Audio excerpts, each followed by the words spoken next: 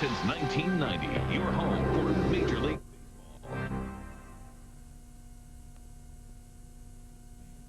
The gateway to the West here in St. Louis, Missouri. The arch adjacent to Busch Stadium, the longtime home of the St. Louis Cardinals. And we've got some daytime baseball for you. A chance to get up close and personal with some Major League ball players. Maybe even miss a day of school. Come on out to the ballpark. St. Louis and Philadelphia coming up.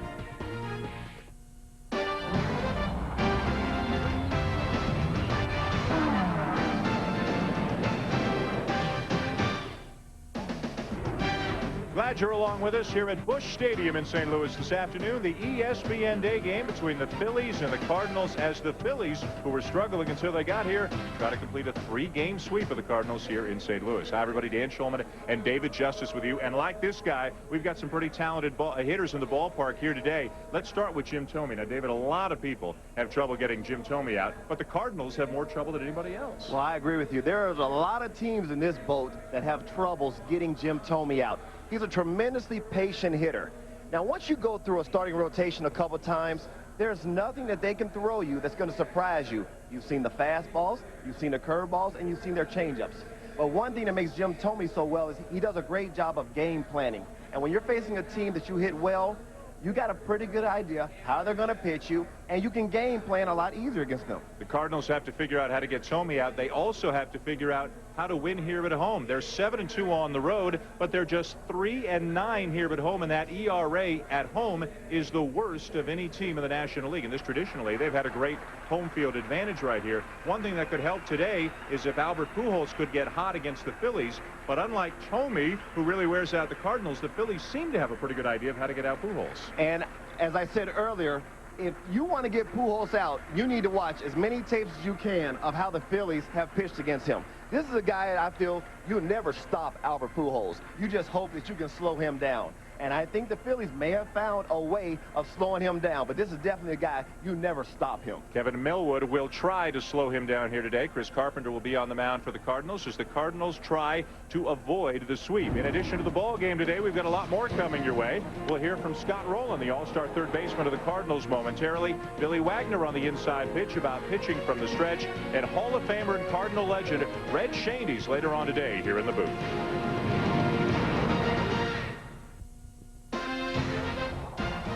ESPN's Day Game, brought to you by the DVD Handycam Camcorder from Sony and Bear Aspirin. Bear, take it for pain, take it for life. Back with you here in St. Louis, where some of the kids missing a day of school, buying some souvenirs and getting ready to watch Kevin Millwood start on the mound for the Philadelphia Phillies against their beloved hometown St. Louis Cardinals, who so far this young season have been led by third baseman Scott Rowland, who has some of the best offensive numbers in all of baseball. A major league leading 27 RBIs already for Rowland, as you can see, far surpassing his typical April, so maybe he's on his way to his best season yet of what's already been a very good major league career. Earlier today, Scott Rowland sat down for a conversation with the third member of our broadcast team, Kyle Peterson. With Cardinals third baseman Scott Rowland, Scott, you've had such a fast start this year. Are you doing anything different this year? I mean, what's the secret so far? Well, I haven't come up with a secret, but I'm not going to analyze and try to find the secret either. I'm just going to, I said before, I'm just going to keep going out there and close my eyes and swing as hard as I can and see what happens.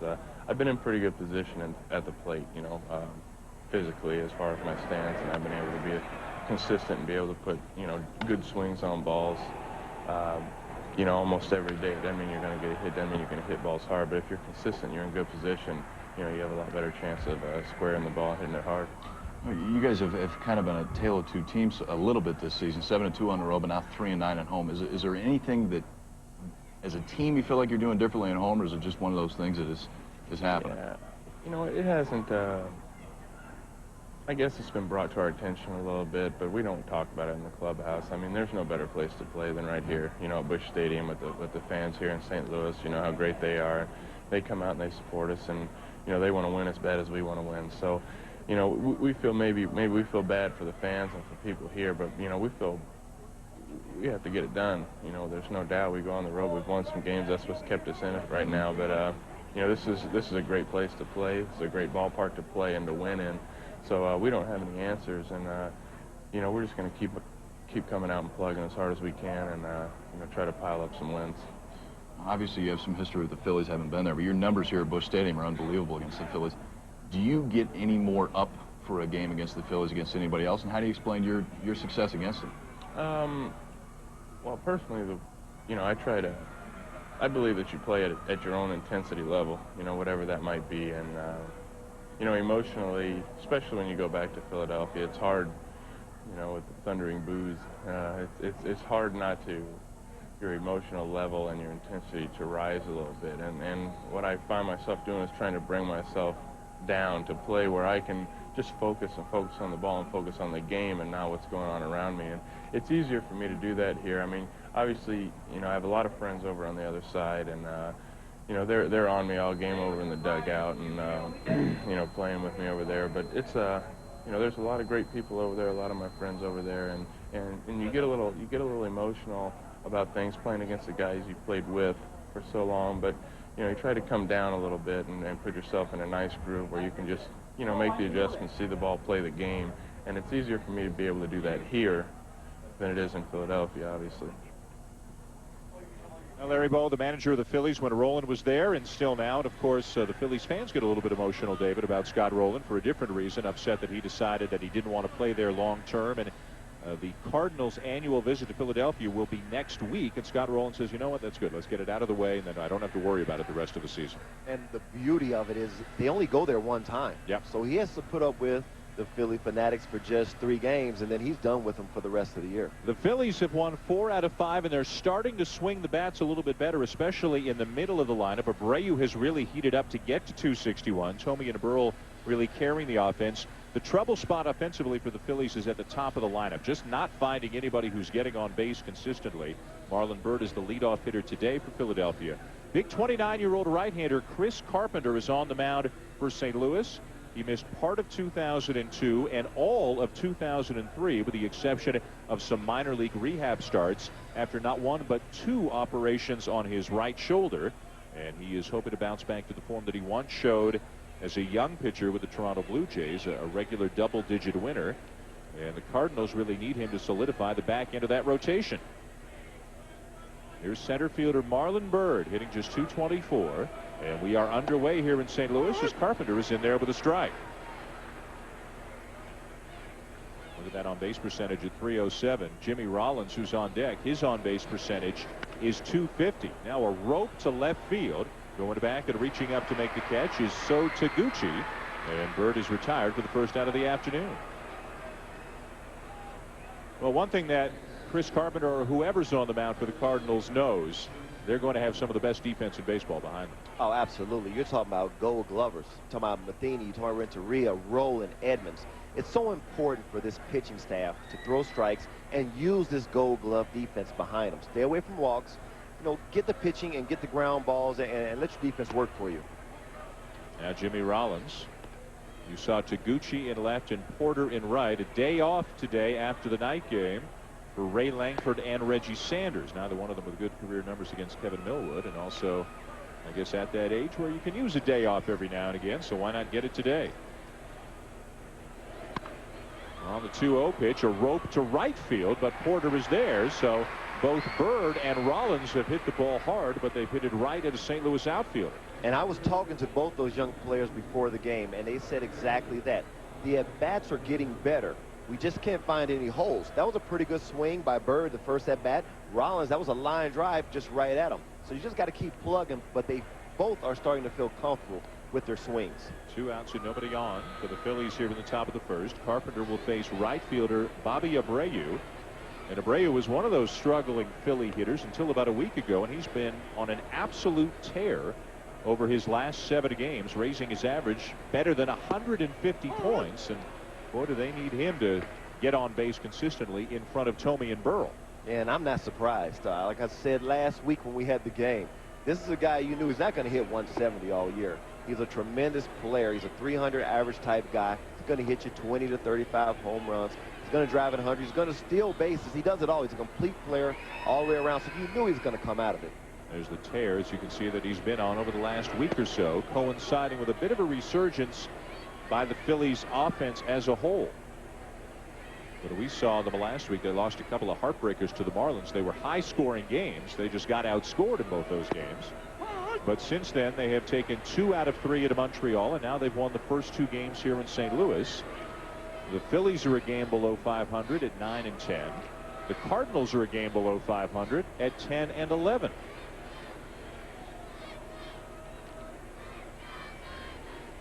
Curveball down and in, full count. And you look at the potential of this Phillies offense. And they've scored an average of 5.6 runs over the last 5 games. And that's without the leadoff guys getting on. Once you can get Marlon Byrd and Rollins, or if it's Placido Polanco at the top of that order, getting on base, they'll average more runs than that.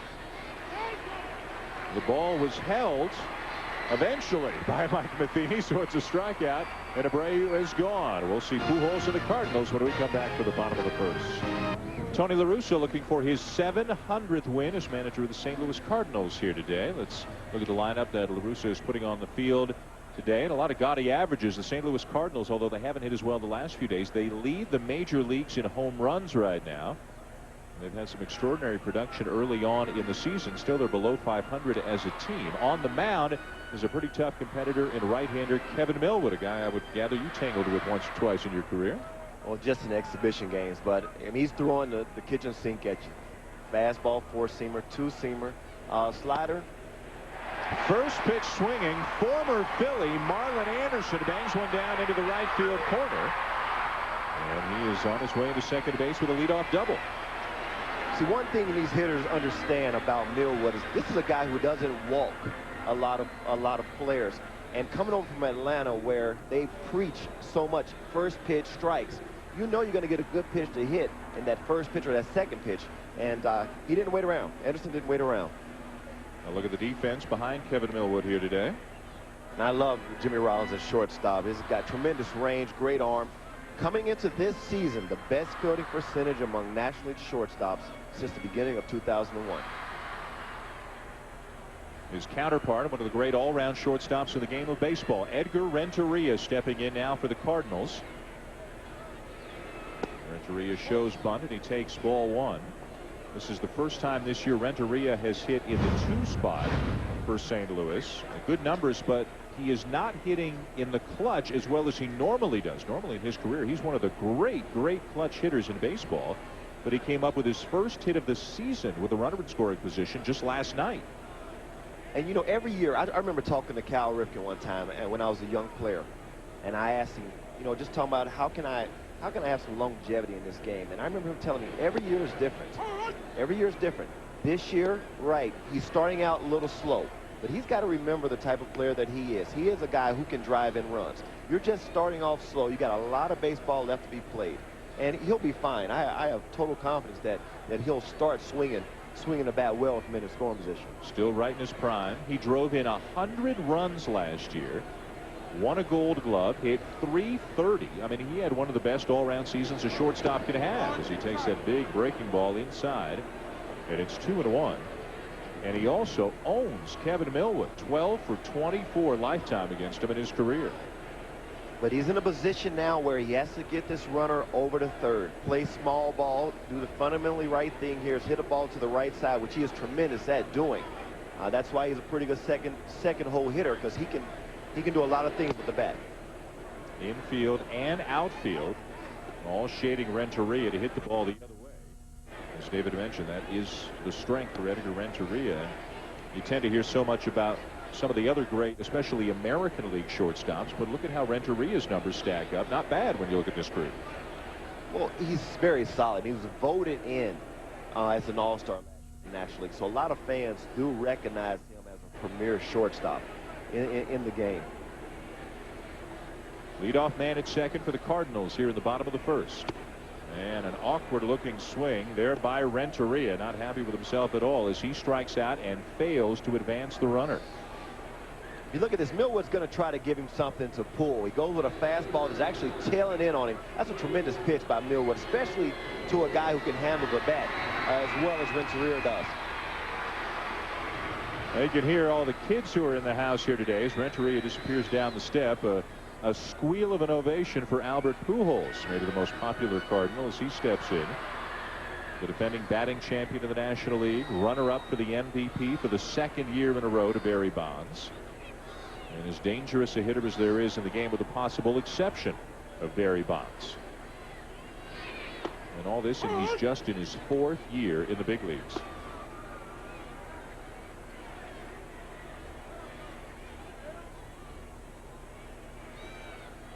At .295 right now, 7 home runs, 17 RBIs. Just 24 years of age, and he's already doing things that just make you wonder how high the ceiling could possibly be.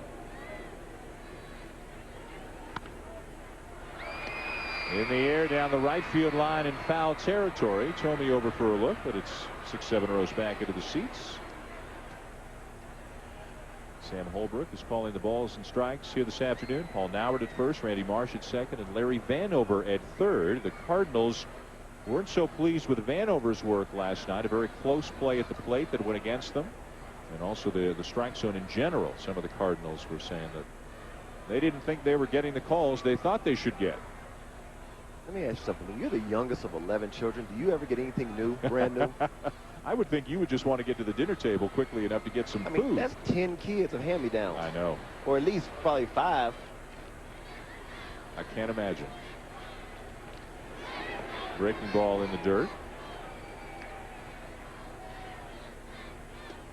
That's a lot of kids. That's a lot. I mean, I'm an only child. I mean, that was so a wonderful okay. thing, but to be the youngest of 11 kids, I mean, I don't even think you have a voice in the house, do you? No wonder you grow up big and strong like him. You probably have to defend yourself from very early age. I don't know how many of the older siblings were brothers, but I'm sure that you either got to, if you're the youngest of 11, you've either got to be very fast or very strong.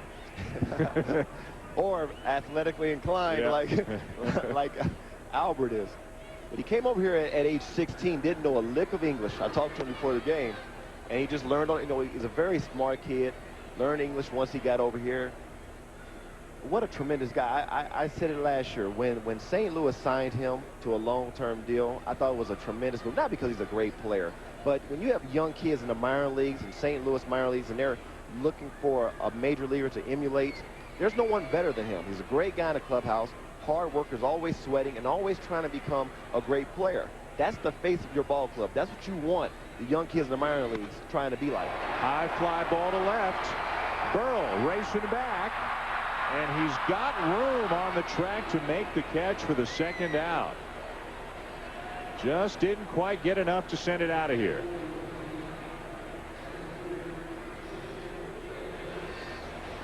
You see the swing, just didn't get enough of it. Just got a little bit up toward the label there, and just wasn't able to get enough of it. But every time he comes to the plate, there's always that feeling like great things are going to happen. Nobody, not too many people are at the hot dog stand when he comes to the plate. You can see the expression on Millwood's face. He wasn't quite sure if the ballpark was going to hold that one. This has always been considered a pretty fair park. Not one of the parks where you're putting up 10, 12 runs a night, although the Cardinals have scored a ton so far this season. But it's not a bad place to come in and pitch. Here's Jim Edmonds. Bit of a sore groin, knocked him out a little bit early in Sunday's game. After a pretty good start, you saw the numbers: 4 home runs, 10 doubles already for Edmonds. And he looks over the first pitch, in for a strike. When you look at this lineup with Pujols, Edmonds, and Rowland, none of these guys should feel any pressure of having to be the guy every night to drive in runs. Just be patient and wait for your pitch. And if the team wants to walk you, let them walk you, because if you don't have a good night, you got guys around you that can pick you up. There's nothing better than being in a lineup like that. And you look at a guy who's not even in the lineup today, but Reggie Sanders has rediscovered. Well, he never lost the fountain of youth. I mean, he's been putting up some big numbers, just bouncing around from team to team. But he's a Cardinal now.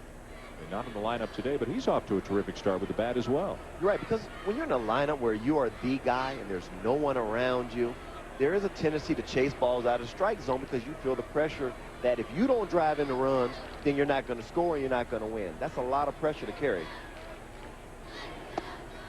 2-1 now, the count on Edmonds. Marlon Anderson led off the inning with a double, but then Renteria struck out and Pujols flied out. So Millwood trying to make sure the Cardinals can't push across an early run.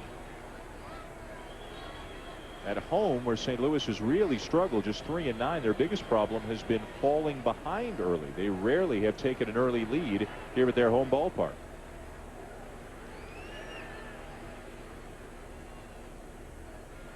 Now Todd Pratt will go to the mound.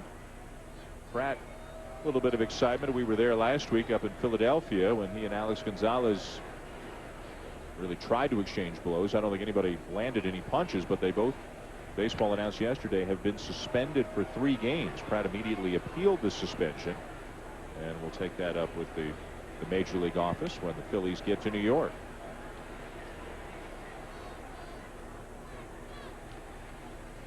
Rolling, waiting on deck as Millwood tries to get out of it here against Edmonds. Misses outside. 3 balls and a strike, and yes, there's a base open, but the guy on deck is hitting the ball about as well as anybody in baseball right now. And see, when you're Edmonds in this situation, 3-1, it has to be your pitch. If it's not your pitch, one pitch you're looking for, then go ahead and make it. Because if he throws you, break him off for a strike, let him have it. But look for the fastball that you can hammer right here. Now Millwood and Pratt, I guess, just having trouble getting together on the signs. Mike Lieberthal is generally the #1 catcher, obviously, for the Phillies, but Pratt's been around a long time, and they certainly became familiar with Millwood last season, but they just seem a little bit in disagreement here in the early going.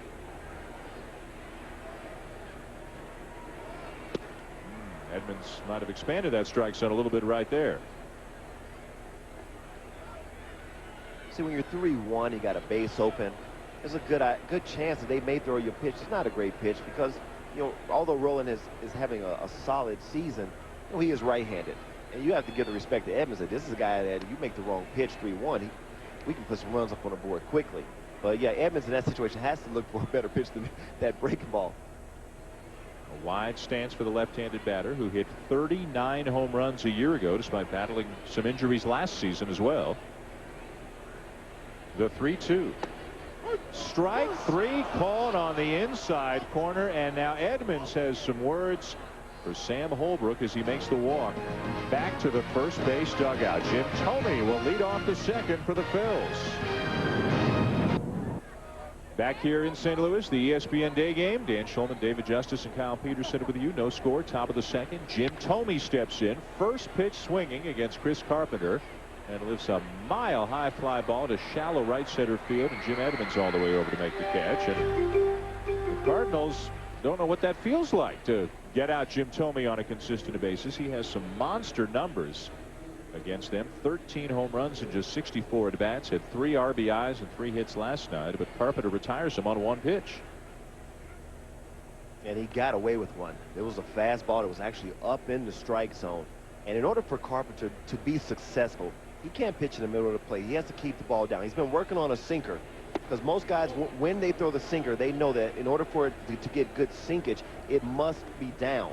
Now, he can keep that four-seamer in his repertoire, but you got to mix in that sinker and keep the ball down, especially with that four-seamer, because he's a tall guy. When you're that tall, pitchers have a tendency to see you very well, especially when you come over top.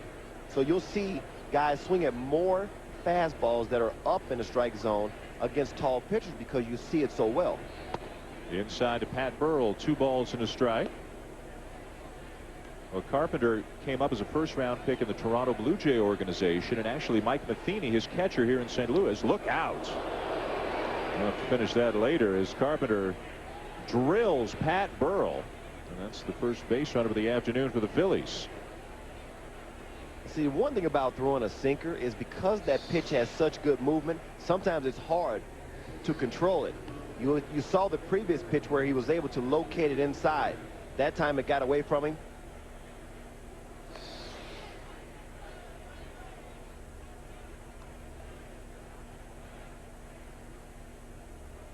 So Burrell at first with 1 out here in the second inning, and now the batter is the third baseman David Bell, hitting .242.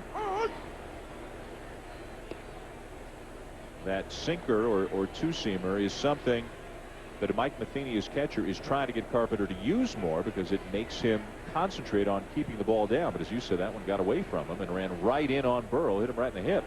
Right, because most two-seamers, they have a lot of movement. So sometimes it's tough to control that amount of movement. But it's a great pitch that if he can hone that pitch, it's a great pitch to add. You keep the four-seamer when you need it.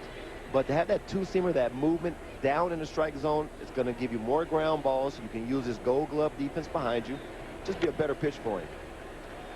Swing and a foul tip held by Matheny. Bell strikes out for the second out of the inning as we go down to field level to join Kyle Peterson. Kyle? Thanks, Danny. I talked to pitching coach Dave Duncan before the game about that sinker that you guys have been talking about with Chris Carpenter. And the thing they've been working on in between starts has been shortening his stride and making sure he stays a little bit taller on that back leg. Now, what that allows him to do is fall more towards home plate as opposed to pushing towards home plate. The shorter that front leg goes, the easier it is for him to get out over it. Easier it is to get extension. There's where the sinker comes from. So it's something they've been working on. It's something that he really thinks is important for him to have success today against the Phillies. Guys? All right, Kyle, thank you. Here's Tomas Perez with 2 down in the inning.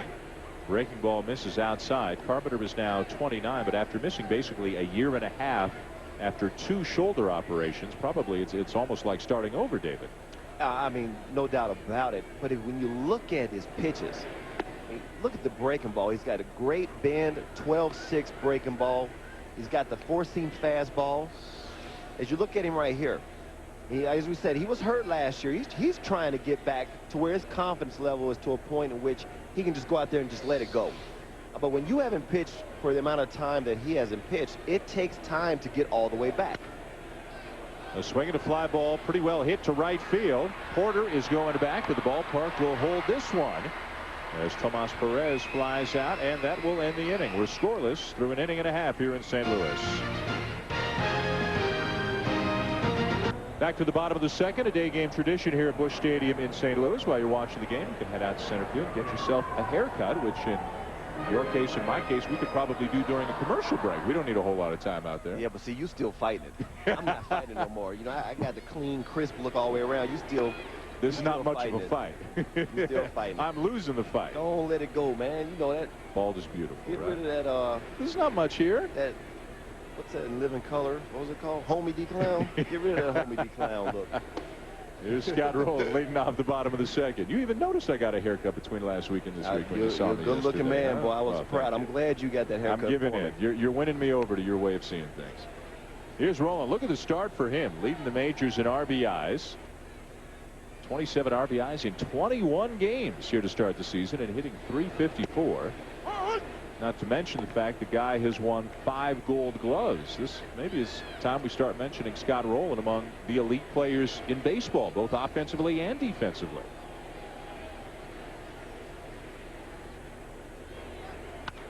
And a swing and a ground ball, base hit into center field for Rowland. So for the second inning in a row, the Cardinals have the leadoff man on, but they couldn't do anything with that Anderson double back in the first. Well, we saw an interview before the game. He was trying to play the dumb role. Oh, I just close my eyes and swing. But Scott Rowland has an idea when he hits. And one of the reasons why he has started so well is because of his balance. Tremendous balance at the plate. And all the good hitters, Scott Rowland, Jim Thome, Barry Bonds. You see these guys, they will work the count. They always seem to be putting themselves in a position to get a good pitch over the middle of the plate. And when they get it, they don't miss it. And that's the reason why he has started so quickly this year. Colin Porter is the batter, but outfielder. He's in right field today. Came up in the Houston organization. Claimed on waivers by the Cardinals in January. Spelling Reggie Sanders today out in right field. Reggie came in with that Millwood-itis. It sometimes creeps in on guys. That 1-for-17 disease? Oh, you know, if I was his teammate, I'd be all over him. I've had my itises in my career. I've had my guys. I'm sure Reggie looked ahead a couple of days ago and said, man, 1-for-17 and day game after a night game. I know I'm not going to be playing on Thursday. But he might well be a factor before the day's done. Sliced softly down the left field line. It drops in foul. Reggie Sanders is one of the good guys in baseball. Always got a smile on his face, always willing to talk. And there's the itis that David was talking about. But I think what Reggie's happiest about, he has been with 7 teams in the last 7 years, but he signed a 2-year deal with the Cardinals, and unless they decide to trade him, he's finally going to have a chance to live in the same apartment for more than 1 year in a row. I tell you, a tremendous shape he's in too. Still looks like still got the body of a 22-year-old. Still running, still good speed. Guy that has the bat speed still. Tremendous addition to this ball club, and he's off to a fast start as well. In there for a strike, and it's 1-2. Sanders has always been a National League guy, but after spending a number of years with the Reds after his last year with Cincinnati, he's had a new mailing address each and every season. And it's not because he's not putting up the numbers. He is putting up the numbers, but he's always that guy that a team gets just to fill a hole, put us over the top. You know, we can afford him, whatever the case may be, depending on the team. He had 31 homers last year for Pittsburgh. But you would have thought that someone would have given him a long-term deal, because not only does he produce for you on the field, but he's a great guy in the clubhouse as well. He's not a guy who's a malcontent, a guy who's a cancer to a ball club. He's a tremendous guy, so it is kind of fascinating to see the amount of teams that he has been with. Pulled foul down the right side by Porter. Rolling at first, nobody out, and a 2-2 count on Porter. As you look at Walt Jocketty, the senior VP and general manager of the St. Louis Cardinals. He's been a pretty busy guy over the years, both in the winter and during the season, making some big pickups like a Scott Rowland, like a Woody Williams, and this offseason a Reggie Sanders. But like a lot of teams, the Cardinals watching their bottom line a little bit more closely now than they were just a couple of years ago. But that Scott Rowland deal is one of the key moments, I think, obviously, in Walt Jocketty's tenure, to be able to get a guy who wanted out of Philadelphia. He's from southern Indiana, not that far from here. Wanted to get back to the Midwest, or one of the things that appealed to him about St. Louis was being pretty close to home. And although the Cardinals gave up some pretty good players, this deal has, I think you would say, favored the Cardinals in a fairly one-sided way as Porter finally goes down on strikes. Third strikeout of the day for Kevin Millwood. And to add to that, he was able to come into an environment in which he could flourish. This is a tremendous city to play in.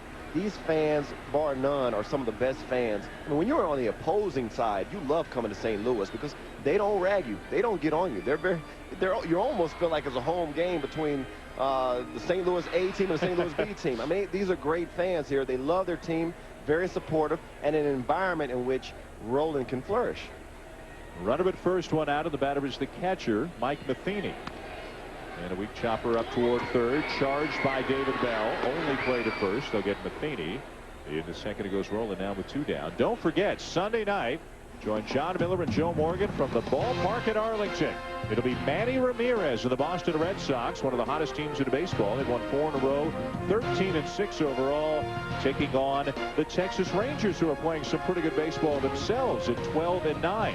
Coverage begins at 7 Eastern with baseball tonight. The first pitch will be just after 8. How about Manny Ramirez, who may have been a Ranger at one point, had the A-Rod to Boston thing got through, but instead he stays with Boston. Look at the numbers that Manny is putting up right now. I played with him, I told you, 3.5 years. I'm never surprised with what Manny does offensively. He's just a tremendous hitter. Had a couple of big hits against the New York Yankees already so far this season. The Red Sox winning 6 out of 7 from the Yankees here in the early going. So Taguchi is the batter, getting a start in left field, hitting .222 and limited at bats for the Cardinals this year.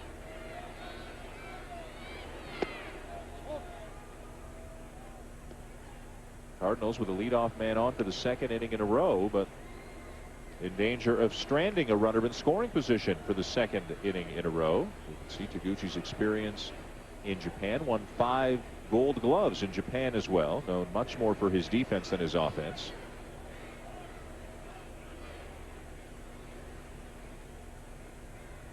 Got a lot of day games in the majors here today. Houston and Pittsburgh are underway. Anaheim's at Detroit. Tampa Bay at Boston. Got a lot of Thursday afternoon action for you. There's a strike, 1-1.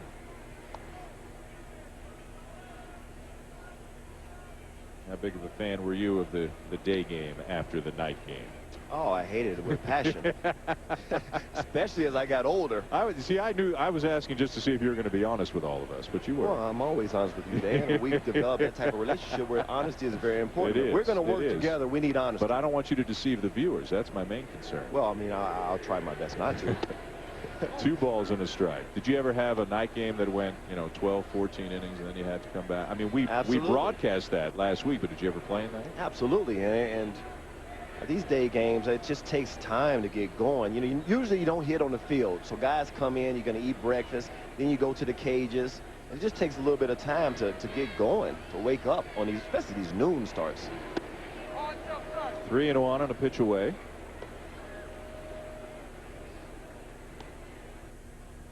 Well, folks who have played for the Chicago Cubs say that they face a difficulty that other teams don't face because their schedule fluctuates so much between the day games and now the occasional night game. I think they can play up to 22 night games of the 81 home games they have. I totally agree with that. If you look at a day game, most guys, you have to be dressed at 10 o'clock normally, which means guys are getting to the stadium at 8:30 in the morning, which means you may be waking up at 7 o'clock, all right, for a day game.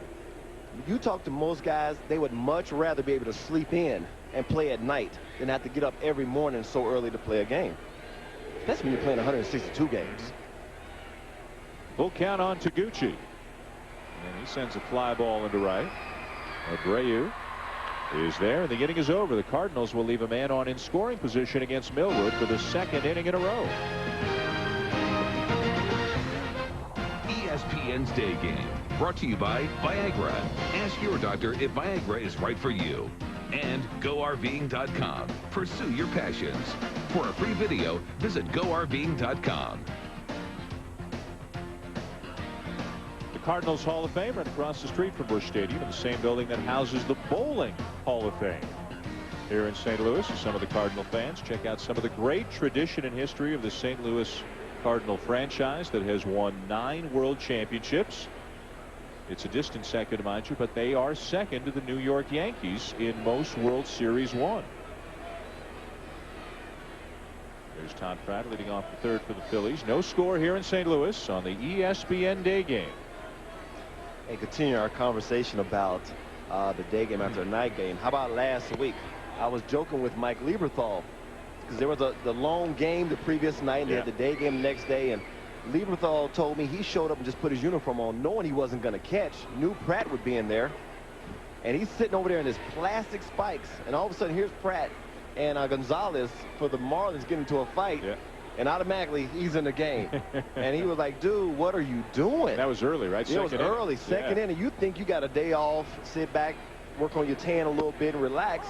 And now your catcher gets thrown out of the game for fighting. And now you have to, and he had not been loose. He didn't do anything that day. He just showed up, put his uniform on, put his plastic spikes on, and was just going to sit and watch the game. There's ball 4 to Pratt. And the game the night before went 4.5 hours, was a 12-inning game. So that game didn't end till almost midnight. And then Lieberthal was right back at it for 8 of the 9 innings the next day. Pratt will draw the leadoff walk, and that'll bring up Kevin Millwood. And Millwood will be, we would assume, trying to bunt the man along. Now Pujols, the first baseman, trying to get Chris Carpenter's attention before he starts pitching. Pujols making the adjustment to first base on a full-time basis after it was one of a number of positions that he played over the last 3 seasons with St. Louis, along with left and right, and before Roland got here, a lot of third base as well. And by all accounts, those who have seen Pujols, David, on an everyday basis say that he's playing the position pretty well. Well, I'll tell you what, he's going to work at it. I mean, the work ethic that this kid has is tremendous, but he has played everywhere. I know he's not going to play third, got a Gold Glover there. I think that they found a position for him that I think he'll be extremely comfortable, and he'll do well over there at first base.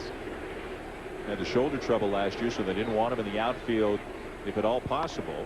As Millwood gets the bunt down back toward Carpenter. And a sacrifice for Millwood, moving Pratt up to second base. Well, if you're a pitcher with Atlanta roots, you better be able to get that done.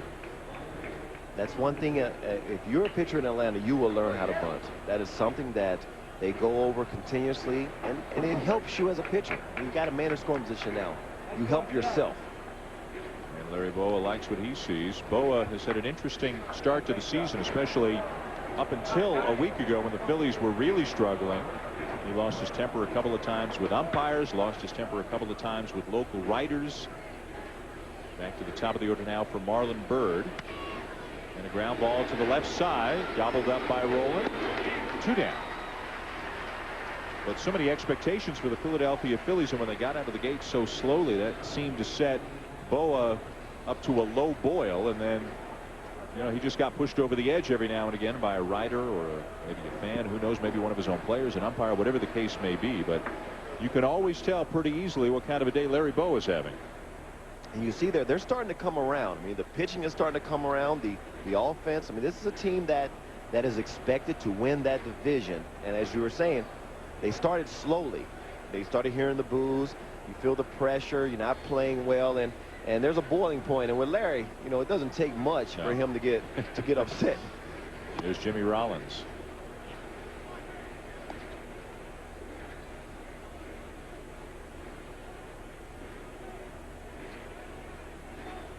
Rollins with a fly ball to right field in the first inning. The Phillies are still looking for their first hit today, but they've got a runner at second with 2 down.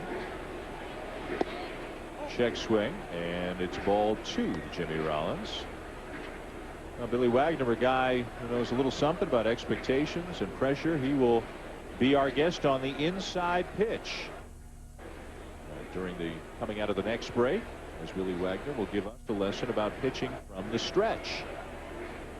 Anything Billy Wagner has to say about pitching, I'm listening, with the kind of success that he has. It's too late, Dan. You don't think I can crank it up to 101 miles an hour? Start your career right now. You just let it go. Yeah, but maybe I got 3 boys. Maybe I can just, you know, get one of my boys throwing 100 miles an hour. 2 balls and a strike. You just need to enjoy the conversation. Just enjoy what he's saying, but it's over. How old is your oldest son? 4. Does he swing left? Does he hit left?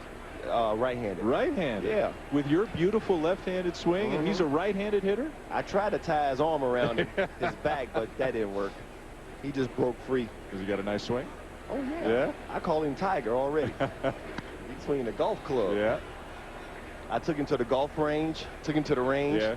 And he was making contact. And, of course, every swing that he hits the ball, you know, I treat it like it was the best thing that ever happened. Sure. So now, but he's killing the grass at home. Oh, is it? Oh, my God, is he killing the grass. You're not killing the grass at home? Not at home, but on the golf course. I definitely get my chunks in every time I go play. Swing and a miss, and a slow breaking ball. Rollins is gone, and the inning is over. Philadelphia can't get the man over and can't get him in. We're scoreless going to the bottom of the 3rd. Billy Wagner on deck for us here in St. Louis.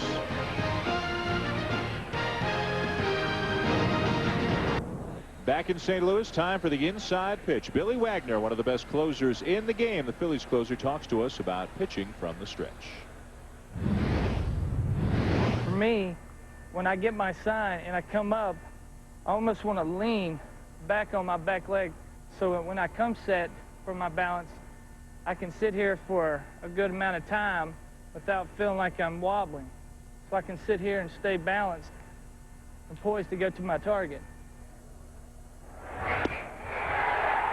Well, once I come set and I pick my leg up, I want my shoulder pointing to my target. So once I come up and I start going to my target, my shoulder's pointing to the area of the plate I want to go to. Then I just follow my shoulder to the plate, and that allows me to throw strikes and make the pitches I want to make.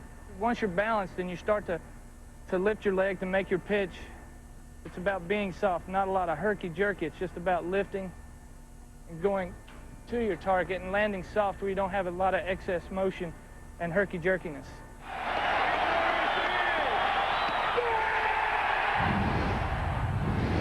How can everything be soft and controlled, and how does it fly out of there at 101 miles an hour? Yeah, I understand what he's saying. 'Cause in my days of pitching, you know, I had a similar type of thought process.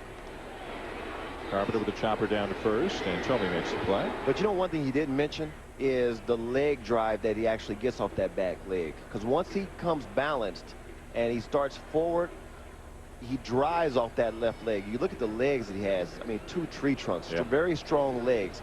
He gets a lot of drive out of his legs, and that's what helps him, you know, throw so hard. Only about 5'10", 5'11", but generates as much velocity as any pitcher in baseball. Well, you know, he's a short guy, though, very compact. And like I said, he's balanced. He keeps it all together. But it's that drive. One thing he didn't mention is that once he starts toward home plate, he's pushing off that back leg and getting as much drive as he can get. And that's where that velocity comes. That and the arm speed.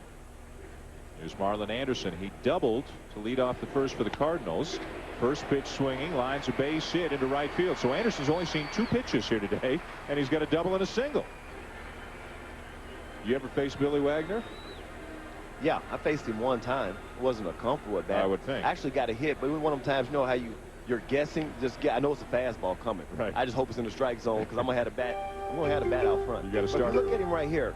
You take a look right here. He's balanced, but once he goes forward, he'll get a little break, a little bend in his knee, and then he drives toward home plate. And see that, along with the arm speed, which I don't think you can teach arm speed. That's a God's gift that you're born with. But you can teach that leg drive. You can teach mechanics, and you can teach that leg drive. But you can't teach what God gave you, and that's that arm speed that he has. There's Edgar Renteria. Billy Wagner just relaxing right now in the dugout. He knows if he's needed, it won't be until much, much later in this game. Millwood facing Renteria. Millwood struck Renteria out back in the first inning. A frustrating at bat for Renteria, who had a runner at second, nobody out, couldn't get him over, and really had an awkward swing on the last pitch when he struck out, and now he's in an 0-2 hole.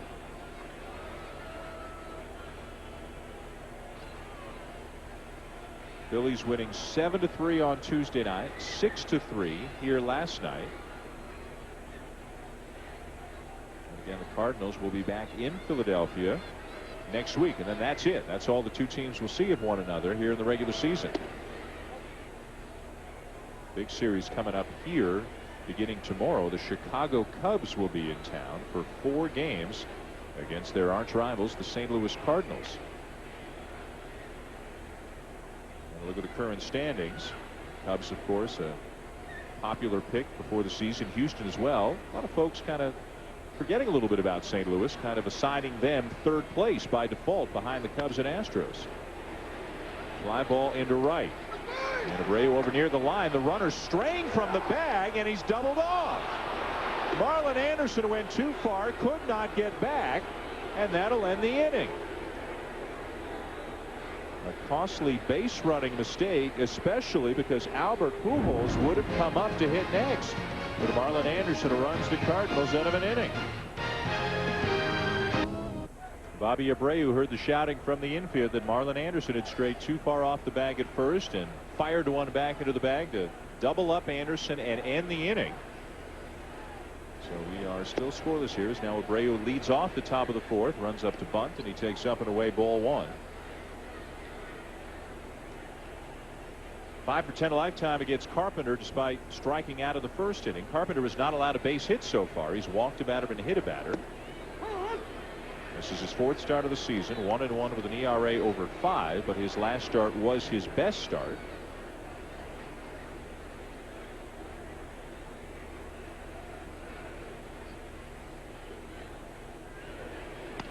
Now, back a few years ago, David, there was a trio of young pitchers, and they didn't get that much attention because they were north of the border. But at the time, Chris Carpenter, Roy Halladay, and Kelvin Escobar were supposed to be one of the great threesomes of young up-and-coming pitchers in all of baseball. And this was the guy, Carpenter, who was expected to eventually be the staff ace. Carpenter, though, got hurt and eventually signed with St. Louis as a free agent. Escobar was inconsistent, and then, as he pitched better, priced himself out of the Toronto market, and he's now with Anaheim. And then Halladay, who was the youngest of the 3, got sent all the way down to A-ball to rework his mechanics, and last year won the Cy Young Award. There's a fastball that gets right by Abreu, and Carpenter strikes him out for the 2nd time today. But if you watch Carpenter, it's easy to understand why they thought that he would be the future of that franchise, or one of the guys. I mean, you look at his breaking ball, it's very sharp. Sometimes he hangs them. He's hung a couple, but when he gets on top of that breaking ball, it's got a great bite to it. He threw him at 1-0 changeup. He's mixing his pitches, his fastball. He just has to be careful with that fastball in the middle of the plate because you can see his fastball very well, and these guys can pound the ball in the middle of the plate. Starts off Jim Thome with a curveball in for a strike. Retired Thome on a fly ball to shallow right center his first time up. But see, when you can jump ahead of hitters, you're always putting them a little bit on the defense. And then he's mixing his pitches. I mean, he's throwing his breaking ball for strikes. He's mixing in the fastball, the changeup. He's moving it around. He's doing everything that you need to do to be successful. And you have to make sure you make those pitches against the big guys like Abreu, Thome, and Burrow. Fastball in for a strike, and it's 1-2. Strong left-handed hitter up, so the usual shift. The three infielders on the right side against Tomey. And you see, look at him. He threw the breaking ball in a couple pitches ago. Went with the fastball away. Now you try to sneak him with a fastball inside. And that's how you pitch. You want to move the ball around and mix in all your pitches. You don't want a hitter to just get locked into one area. Sharp curveball, but it's low in the dirt, a full count. And it would seem like, well, obviously no pitcher wants to be locked in one area, but you'll watch it. A certain guy will throw primarily all his fastballs in one area, all his breaking balls in the same area as that fastball. And he's a guy who will have a lot of problems because hitters just lay in that area. Loses Tomey and issues his second walk of the afternoon. Well, do you believe that a pitcher has either got to make a hitter look up and down or in and out to be successful? I think all of the above. Make him look up and down, in and out. And when you're able to mix all of your pitches in for strikes, then it's hard to game plan against you. But if you're facing a guy who can't throw his breaking ball for a strike, doesn't throw his changeup for a strike, and all he does is throw fastballs away, he's going to get hammered because the hitter's going to the hitter will just look for the fastball away until 2 strikes. Because he'll be confident that he's not going to throw the breaking ball for a strike, so I don't have to worry about it. But when you're throwing all your pitches for strikes, the hitter has to worry about all of them. And when you can throw it in and out, it's just you're giving him too many things to worry about as a hitter. As a hitter, you want to make it as simple as possible. And some pitchers will allow you to make it simple. When they can't get their all-speed pitches over for strikes, it becomes easy to hit because now all you got to do is worry about a fastball. I think all of these St. Louis pitchers really have the benefit of working with a catcher like Mike Matheny, who's got the reputation of being one of the best handlers of pitchers in all of baseball. And look at how he calls for the curveball right there. Carpenter fools Burrell and strikes him out on 3 pitches. He buckled Burrell with this curveball. That tells you what type of curveball. If you look at this break, I mean, this is a tight curveball. Look at the break on that. Now you take that pitch that he's throwing it for a strike, and now you mix in some fastballs outside, some fastballs inside. Now you're creating a lot of thoughts in a hitter's mind, and that's what you want. You want hitters going back to the dugout thinking, I don't know what to look for. Yep. I don't know if it's a fastball coming, a curveball, changeup. Now he's stressed. He's stressed on that bench. You don't want hitters sit over there going, he can't get a changeup over or a breaking ball, so I know I'm going to kill his fastball. David Bell, the batter.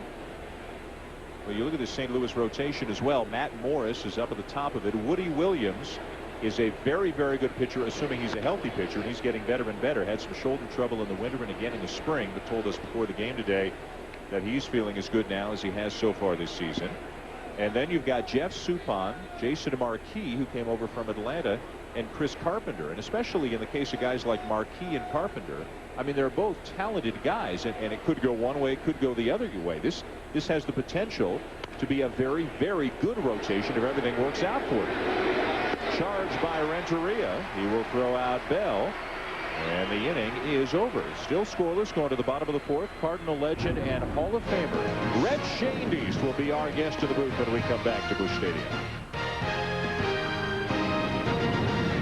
Back here at Busch Stadium, no score between the Phillies and Cardinals. Moving to the bottom of the 4th, it'll be Albert Pujols, Jim Edmonds, and Scott Rowland. You talk about the heart of the order. Coming up for the Cardinals here against Philadelphia right-hander Kevin Millwood. And along with David Justice, I'm Dan Schulman, and we're pleased to be joined in the booth here today by Hall of Famer and Cardinal legend Red Schoendienst. How are you, sir? I'm good. I'm fine. Enjoying this, and I like for us to get some runs for a change. Well, you're getting a whole lot of runs early in the season. Things have gotten a little quiet here against the Phillies. How often do you come out to the ballpark, Stu? Well, I'm here every day. Great. I make road trips occasionally, but not that many. But I'm here every day. I'm on the field, and time for the game to start, I come back up here. Red, how has the game changed since you played? And I mean, you're going to tell me 1,000 things, but is there a couple things that you feel like has changed? Well, I think since I played, it's really changed. You know, we only had 8 teams in each league. That was one thing, and the Cardinals at that time had over 20 minor league clubs.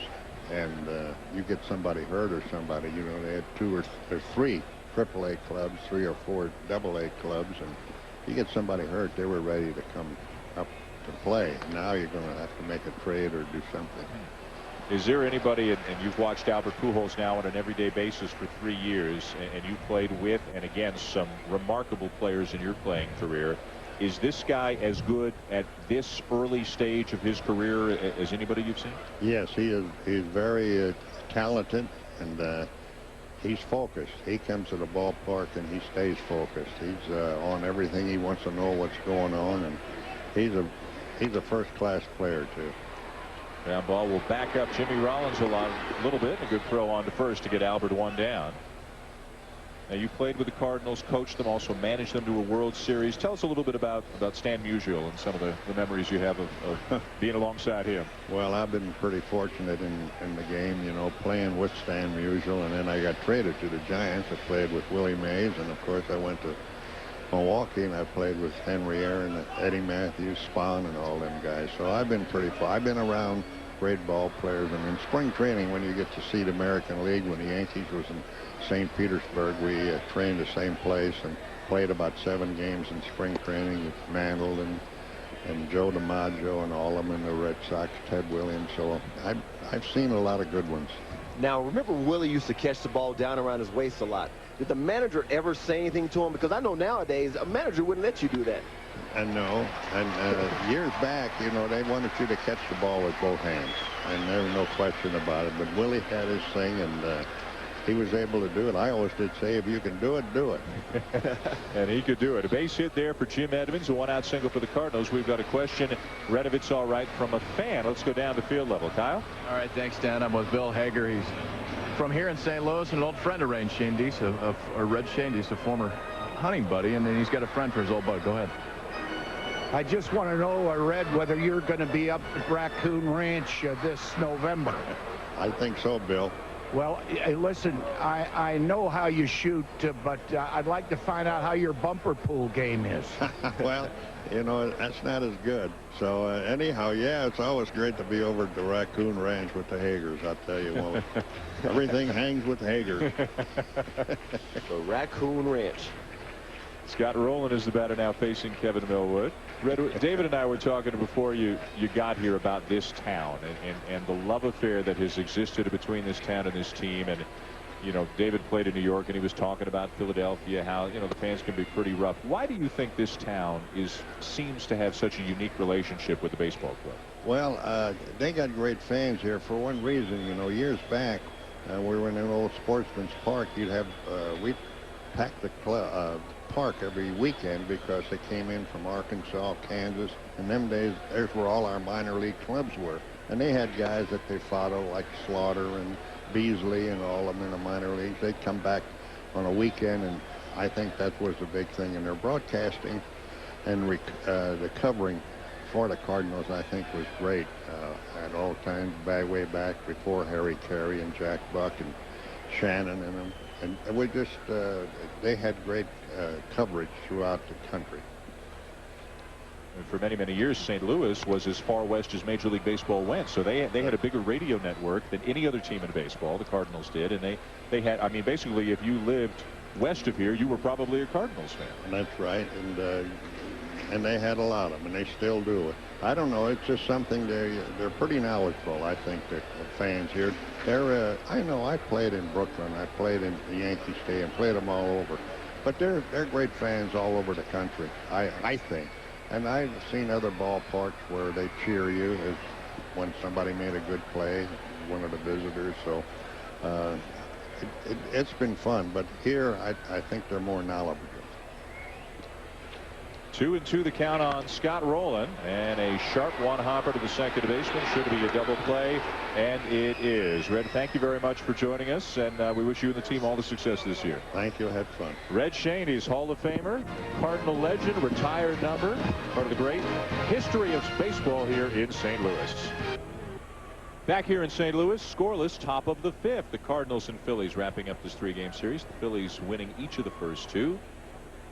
Tomas Perez will lead it off for Philadelphia against Chris Carpenter. Perez getting a start at second base today, just his 3rd start of the season. First at second base. He's their utility infielder. Placido Polanco getting the start off at least. Charged by Rowland on the bunt attempt. Cannot make a play. And assuming that has scored a base hit, and it is, it will be the first hit of the afternoon for the Philadelphia Phillies. And even if he had come up clean with this, I don't think he would have gotten Tomas Perez, who actually got down the line pretty good. It was a pretty good bunt, too. And he softens it, and then he gets out of there quickly. And Roland actually had to come a pretty long way to get this.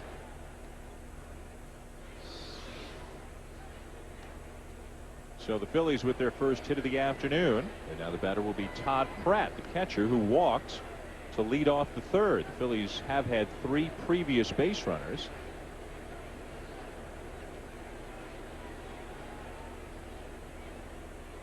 Pratt 4 for 10 on the season as he looks at a strike.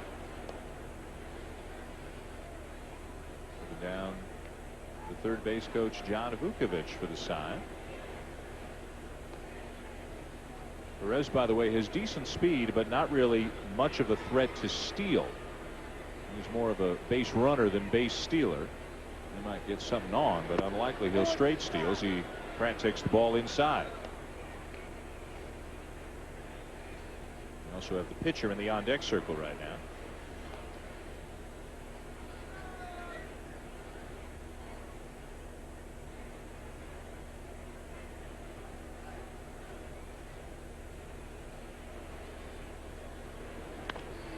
And a chopper to third. Big hop for Roland. To second for 1. Back to first. 5-4-3 double play.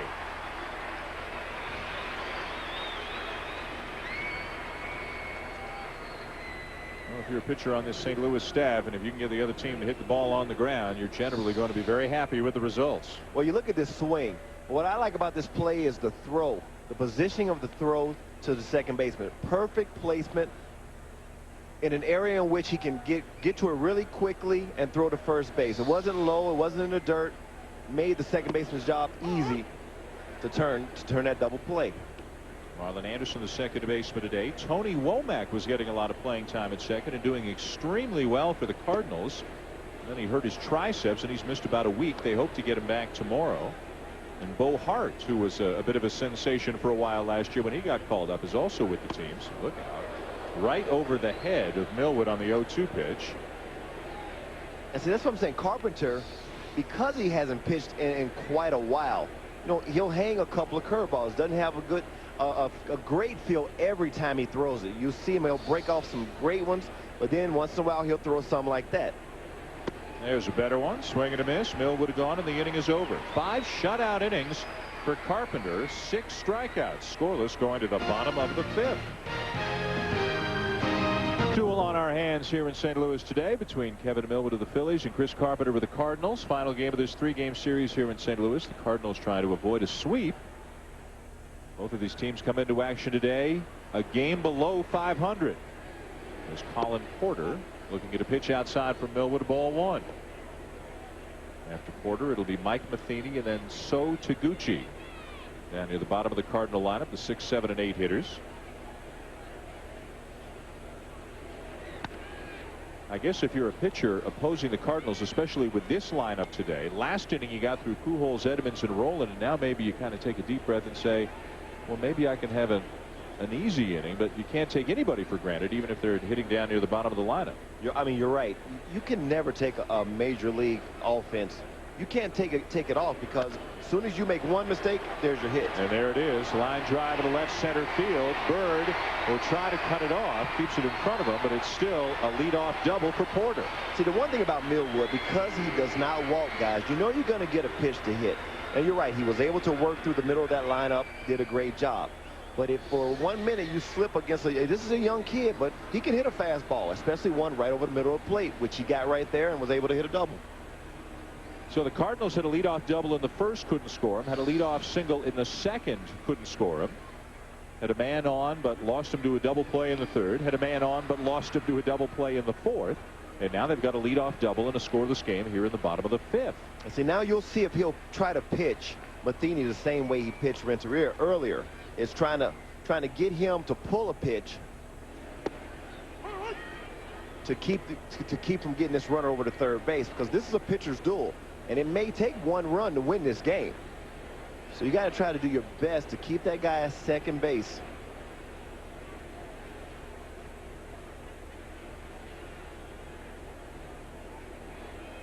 Todd Pratt adding a level of signs now for Kevin Millwood with a runner out there at second base. Now see, there's two ways you can normally get a guy to pull. You can pound him inside and force him to pull, or you can get him looking inside and throw him a breaking ball away that's down, and he'll have a tendency to roll over it because he starts to look inside. Thrown away on him right here.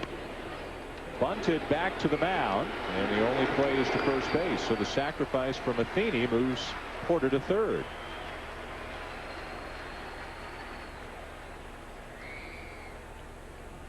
The Stanley Cup playoffs, the conference semifinals, continue tonight on ESPN and ESPN2 at 7 Eastern. The Montreal Canadiens trying to avoid elimination as they take on the Tampa Bay Lightning, trailing that series 3-0. And then Calgary trying to pull off a big upset against the Detroit Red Wings. They lead the series 2-1. Game 4 tonight from Calgary, 10 Eastern, over on ESPN2.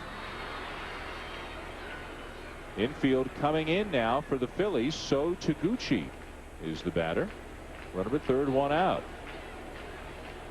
And the Phillies playing this like one run might decide this game. A pitch out to see if a squeeze is on, if the runner's coming down the line, but nothing doing so far, and it's 1-0 on Taguchi. And you see both managers are feeling the same thing, that this may be a game that may be won 1-0. You see the Phillies pull their infield in to try to stop the play at home. And the way Carpenter's been pitching, I mean, it's easily understandable why you would probably bunt there. The only thing is now you're expecting Taguchi to get a hit, because if he doesn't, now you have the pitcher coming up who's not a guy who you expect to drive and run. So it's a bit of a gamble. 1-1 the count as Millwood looks into Pratt. At third quarter, scoreless game, bottom of the fifth inning, down and away, backhanded by Pratt, and it's now 2-1 on Taguchi. See, here's the thing with Matheny.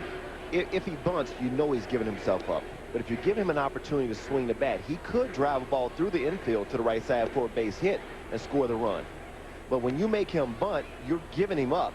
And now you're expecting Taguchi now to come up with your big hit, because no one expects your pitcher to be the guy that drives in a run. If he gets Taguchi, now you got the pitcher.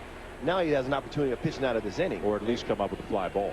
Something deep enough to get him in. Or a bunt. And it's going to work. So they squeeze the run home. A double and a couple of bunts here for the Cardinals to take the lead. And the Phillies thought it was going to be the first pitch of that at bat. They pitched out, and it didn't deter Tony La Russa of putting on the squeeze.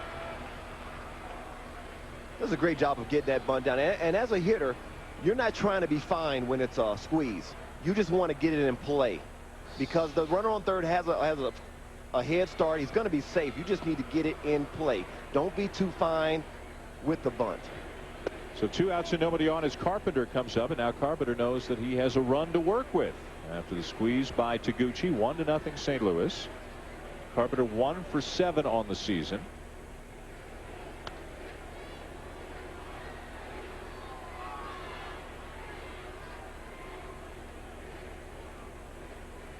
Taguchi getting a rare opportunity to start here today and making the most of it. And the guy he drove in, Colin Porter, doesn't play very much either, but they're taking the place of Langford and Sanders, both getting the afternoon off. Look out, up and in, 2 balls and a strike. And see, when you got a guy like Millwood who throws a lot of strikes, he's a good guy to call a squeeze on, because you know he's around the plate. Very seldom do you see him way out of the strike zone. So he's a good guy that you want to call a squeeze on, because you know he's going to be right around the plate. Now, if it were a pitcher out there who's all over the place, you'd be less inclined to call a squeeze, because it wouldn't work out for you. Well, the St. Louis Cardinals are a team that haven't had to manufacture a whole lot of runs so far this season, because so many guys have been hitting home runs, but they've cooled off a bit lately. And down near the bottom of the lineup, they do manufacture the run that gives them the lead. Carpenter strikes out to end the inning, but a double, a sacrifice, and then a squeeze by So Taguchi pushes across the first run of the afternoon. ESPN's Day Game, brought to you by Kay Jewelers. This Mother's Day, surprise her with diamonds from Kay Jewelers. Every kiss begins with Kay. And Monster. Will today be the day you say you're hired? Monster. Today's the day. Our own Kyle Peterson taking advantage of the opportunity to get a haircut out in center field. So for the folks back in Bristol, that shows up on the expense report. He better be paying for that baby himself out there. We'll check in with Kyle momentarily as Marlon Byrd leads off the 6th inning for the Phillies. Cardinals now leading 1-0. I like that in Seattle when they'd have the Jay Buhner days, when if you came and got your head shaved, you'd get a discounted ticket or a free ticket or whatever it was into the ball game. This might be one of the best places, though, to be a barber. Look at all these people in here. You know, somebody needs a haircut in here. Well, at least half the people here today are kids. A lot of folks who brought their kids out to the ballpark today. Now, he doesn't need a haircut. He's with you and me. We get the group rate.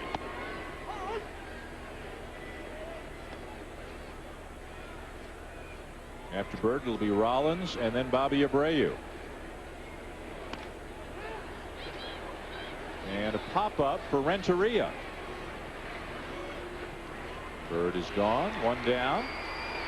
Little haircut play-by-play now. Back to Kyle. What do you got, Kyle? Dan, we are in far right field, deep right field. The ladies from Great Clips here are giving free haircuts. All the money goes to St. Louis Children's Hospital to the transplant unit, and thought I'd come out here and take advantage of it. This is Rhonda from Great Clips. The only thing that I've asked Rhonda is that she keeps my hair just a little bit longer than you two guys have.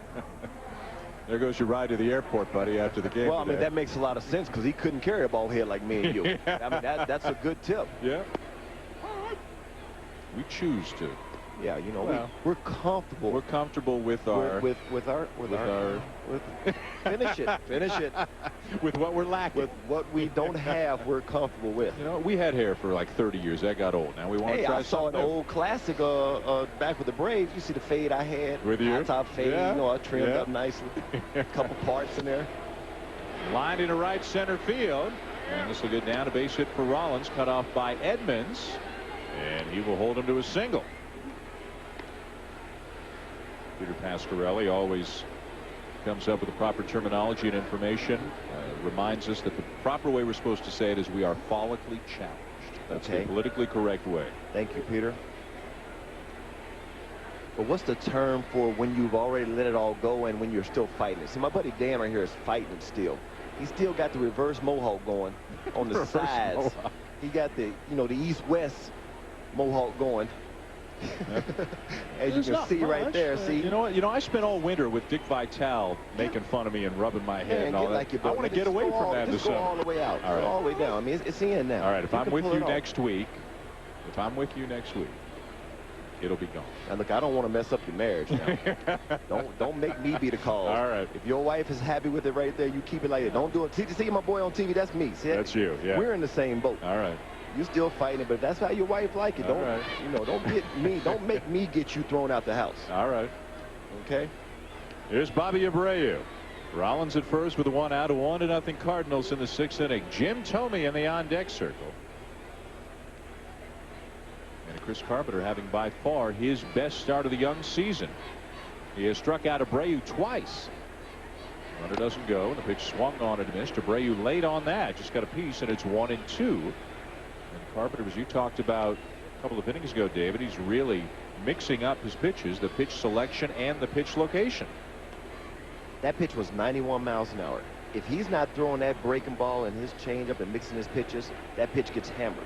But because he's mixing in all his pitches, that 91 will look like 95 because you're thinking about those other pitches as well. Carpenter getting a chance to work with Dave Duncan, the longtime pitching coach here in St. Louis, and of course Tony La Russa's deputy for so many seasons. St. Louis always a team like Atlanta. They'll always go out every offseason and find 2 or 3 guys with good arms. As you can see, how the outs are being spread around here today. Guys who have maybe their contracts are up, or they were hurt, or they're coming off a bad season. A chance to take somebody with potential and maybe get them back to where they used to be. Carpenter certainly falls into that category, coming off of shoulder problems. When you're 6'6", a first-round pick and can throw over 90, you've got potential. There's Woody Williams, who has had a great stretch here in his mid to late 30s in St. Louis. Check swing tapper down to Pujols. for one. Renteria for one and back to first, not in time. Abreu's speed just too much for them to turn the double play. But we were talking earlier, so much has been said about Houston and Chicago within this division. And the reason is we look at the pitch. It was a breaking ball once again, good location. I mean, a great hitter like Bobby Abreu, you get him way out front. Good speed allows it not to be a double play. But you're talking about Houston and Chicago. Both teams, I say, have named pitchers that have a track record of being very successful. Roger Clemens, Andy Pettitte. I like Roy Oswalt. You look at the Cubs, Kerry Wood, Mark Pryor when he's back. Zambrano, I think, is outstanding. Clement. But when you look at this starting rotation, you're talking about a rotation that has question marks. Woody Williams needs to get his arm strength back. He's had some problems. Chris Carpenter has had some problems. Matt Morris is solid. Thome on the first pitch sends a towering drive to right field and way out of here over the bullpen into the seats. 2-run home run for Thome, who continues to maul St. Louis Cardinal pitching, and the Phillies jump on top 2-1. That's one of the things we alluded to earlier, is that Chris Carpenter, because he's working on that sinker, you need to keep it down in the strike zone in order for it to have movement. When you elevate it, you lose the movement on that pitch. And a fastball hitter like Thome will make you pay. This pitch is right up, out over the plate, right down the middle. No sink, 91 miles an hour. And guys like Thome just don't miss those type of pitches that often. 2-1 Philadelphia. Matt Burrell now with the bouncing ball. Down to Scott Rowland at third, and the inning is over. But Jim Thome, now in 66 career at-bats against the Cardinals, has 14 home runs. And there was very little doubt about this one from the moment Thome made contact. Back here in St. Louis, 2-1 the Phillies over the Cardinals, bottom of the sixth. And a strike taken by Marlon Anderson to begin the inning. Jim Thome, a one-man wrecking crew when it comes to Cardinal pitching. Look at these preposterous numbers that he has in 66 at-bats lifetime against anybody wearing a Cardinal uniform. And remember, they'll meet again next week in Philadelphia. Whatever the game plan is, whatever they're talking about in the pitchers' meetings, they got to change it up a little bit. But then again, Thome is one of the best hitters in baseball, and he's done a lot of damage against a lot of very good pitchers.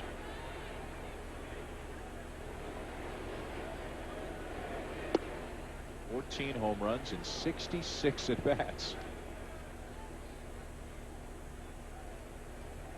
He doesn't hit many cheapies either. You're not hanging on the edge of your seat wondering if his are going to just scrape over the wall.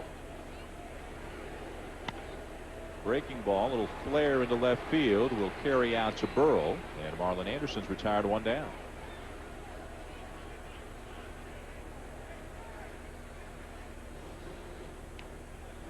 Played with this guy. I mean, tell us about him as a teammate, as a hitter, watching him in BP. Oh, he's a tremendous teammate. I mean, in the clubhouse, he's one of the best guys in the game.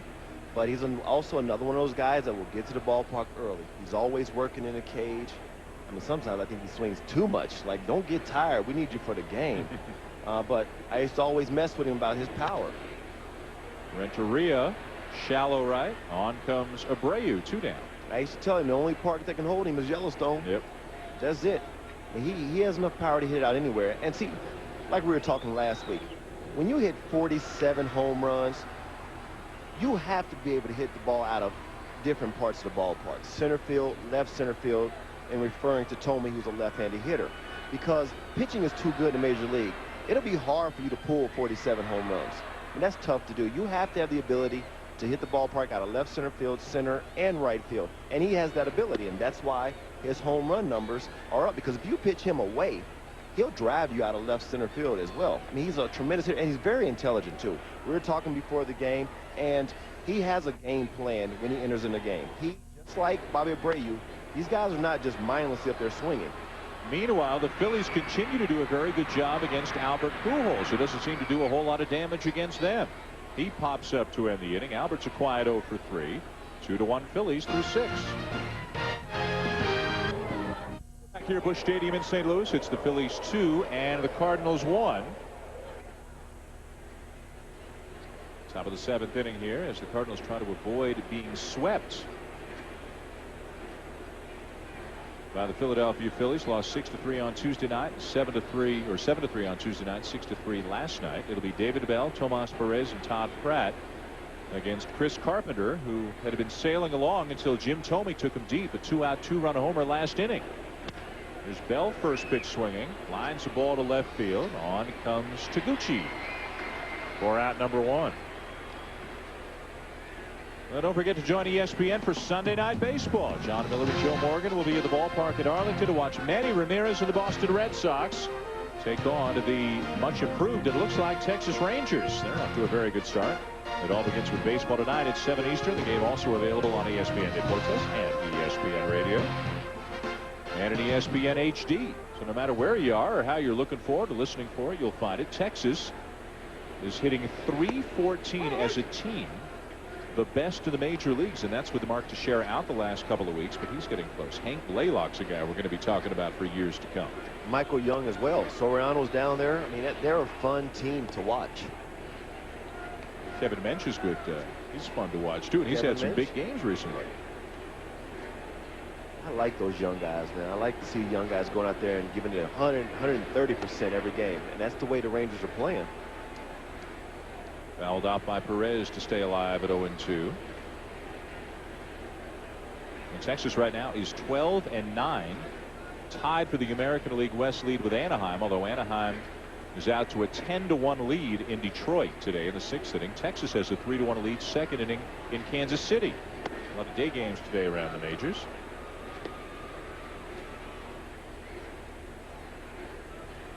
Red Sox are in action as well. As you can see, they've got a 2-0 lead on the Devil Rays, 6th inning at Fenway Park. Inside to Perez, 2 balls, 2 strikes.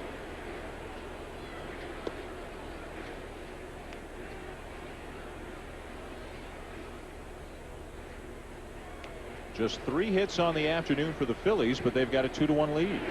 Big swing and a miss at a curveball there from Carpenter, and he picks up strikeout number 7. And I'll say it again, the way he's moving his pitches around the strike zone and up and down, in and out. And he tried to get him with a fastball inside, didn't hit with it, came back with that tremendous breaking ball. Just a hard bite to it and tough pitch to hit. Just one mistake in the ball game. Keeping the pitch count down pretty well despite all the strikeouts. The 7 a season high for him.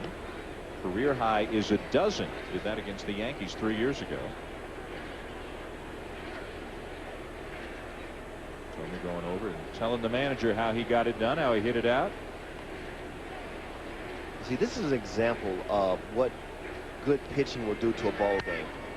Both these teams have some weapons offensively. You got guys that can hit the ball at the ballpark that can hit for average.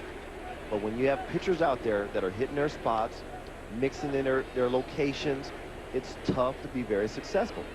Thome was able to get a fastball that he could handle, and he did something with it. You're in a 2-1 ball game, but both these guys are doing outstanding job of locating their pitches today, mixing them in and out and up and down. Carpenter 1-1 on the season. Millwood kneeling in the on-deck circle, 2-2. This is his 5th start of the season. Threw a no-hitter just about a year ago at this time for the Phillies. Into the knees for a called strike, and it's 2-2. Pratt, the batter, he's walked and grounded into a double play.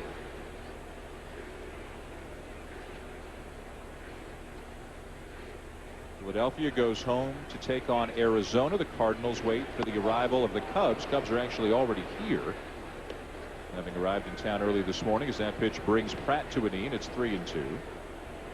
Arizona got some bad news with Richie Sexson suffering an apparently fairly serious arm injury, but all the talk in the NL Central will be here in St. Louis over the weekend. The Cubs and Cardinals, considered by just about everybody to be one of the best rivalries in baseball. I know you played in some Yankee Red Sox games, so you would have some things to say about that. Ball 4. And Carpenter just couldn't throw strikes to the number 8 hitter.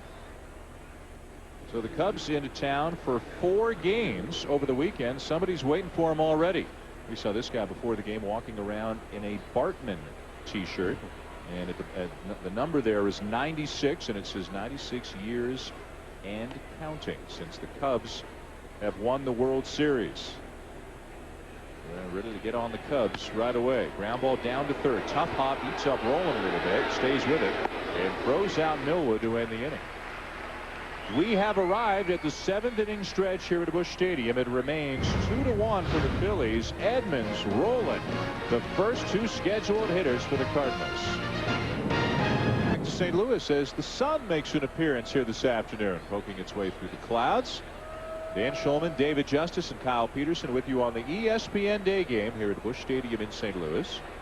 A couple of years from now, we won't be in this same stadium. The Cardinals are on their way to a new facility, which is scheduled to open in April of 2006.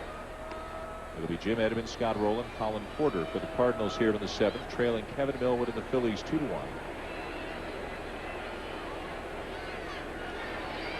Not that there's anything wrong with this stadium, but it seems like stadiums, David, have about a lifespan of maybe 30-40 years, and you go get yourself a new one. And the Cardinals, from what I understand, by and large are financing it privately, and it's going to be built adjacent to this stadium. Actually, part of the new stadium is on land that's currently occupied by this stadium, so they'll have to kind of tear it down and build it up in stages, do a lot of work after the end of the 2005 season, before 2006. But it won't be a cookie cutter multi-purpose facility. You'll be able to see out through center field. You'll see the arch and the skyline and all that kind of thing, which is all the rage in all the new parks. No play there for Pratt.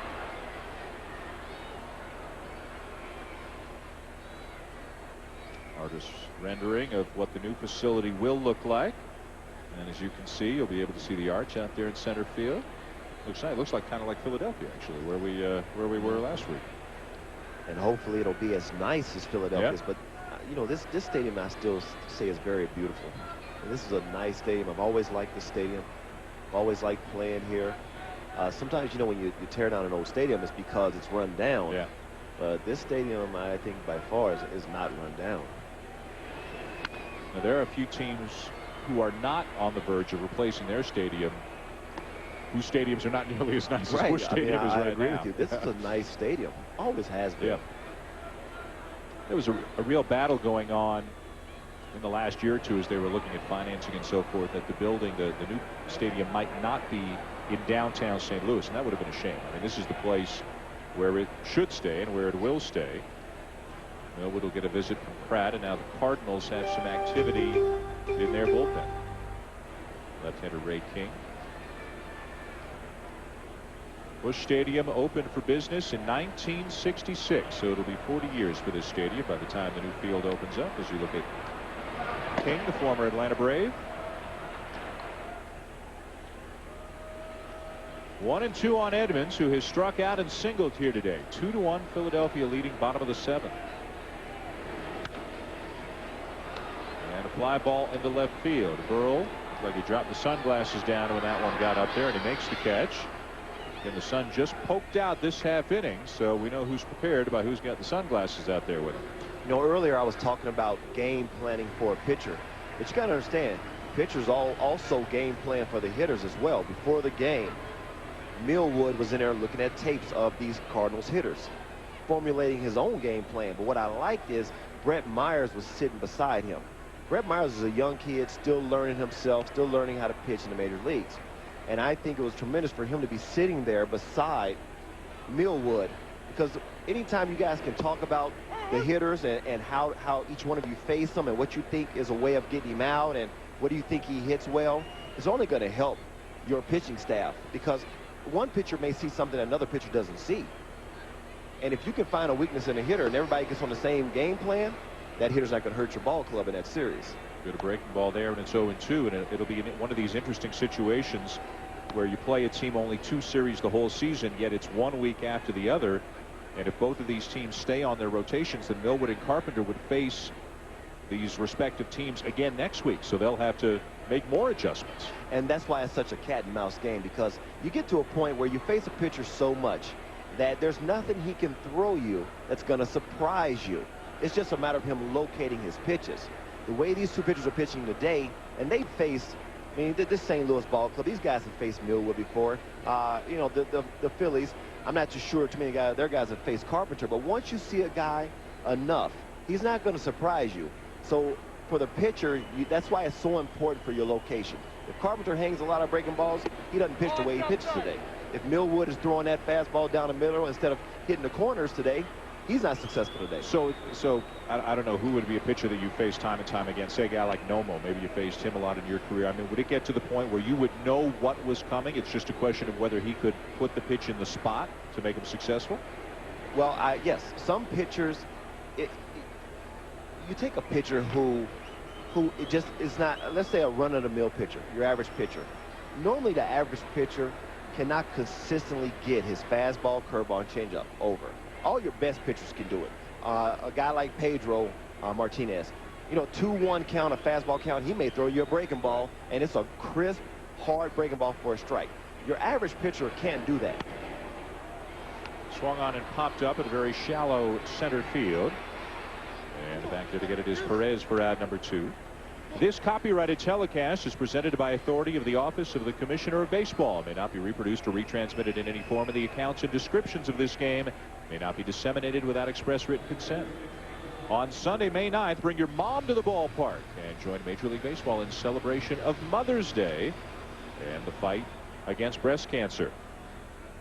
We are here at Busch Stadium in St. Louis. Dan Schulman, David Justice, Kyle Peterson with you. Just under 30,000 in attendance here today, trying to see if the Cardinals can avoid getting swept. Jim Thome's 2-run home run is the difference in this game right now. So like I was saying, when you're facing a pitcher who cannot consistently get his breaking ball over the plate, I don't care if I see him this week or next week, I know I'm going to hit him hard, because you're in fact making him a one-pitch pitcher, because you don't even worry about that other stuff. So what happens is next week when you face him, if he's not getting his breaking ball and his changeup over, or he's getting over, you know, rarely, he's a fastball pitcher. You just hope he gives you strikes and not walks you. There's a base hit into right field for Porter. He's having a good day. He's now 2 for 3.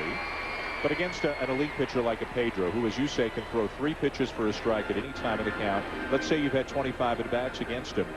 Can you now guess with him a little bit better than you could earlier in your career, or do you still have absolutely no idea what he's going to throw in what count? Well, you can try to guess with him until you get 2 strikes. And with a guy like Pedro, first thing I used to look at is, and I didn't have a lot of success against him, but the few times I did get hits off of him, I would find myself looking for his changeup, because on that particular day, he may have been throwing a lot of changeups for strikes, so I knew I was going to get one. But if it was a day in which he maybe wasn't throwing a lot of changeups for strikes, but he was throwing more fastballs and breaking balls, well, then I look for the fastball. But that's not the guy. Guys like him, Schilling, Randy Johnson, like I used to always say, you don't make your money off them guys. You hope you get an 0 for 3 with a walk, maybe a 1 for 4. You wait on that next guy, you know, that run-of-the-mill pitcher. Mike Matheny, the batter.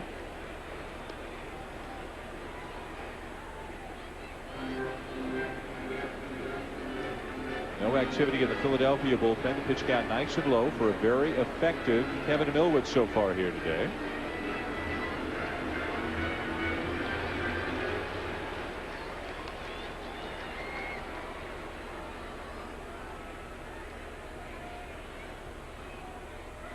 Millwood steps off. Porter back to first. 0-1 the count on Matheny, who's grounded out and had a sacrifice this afternoon.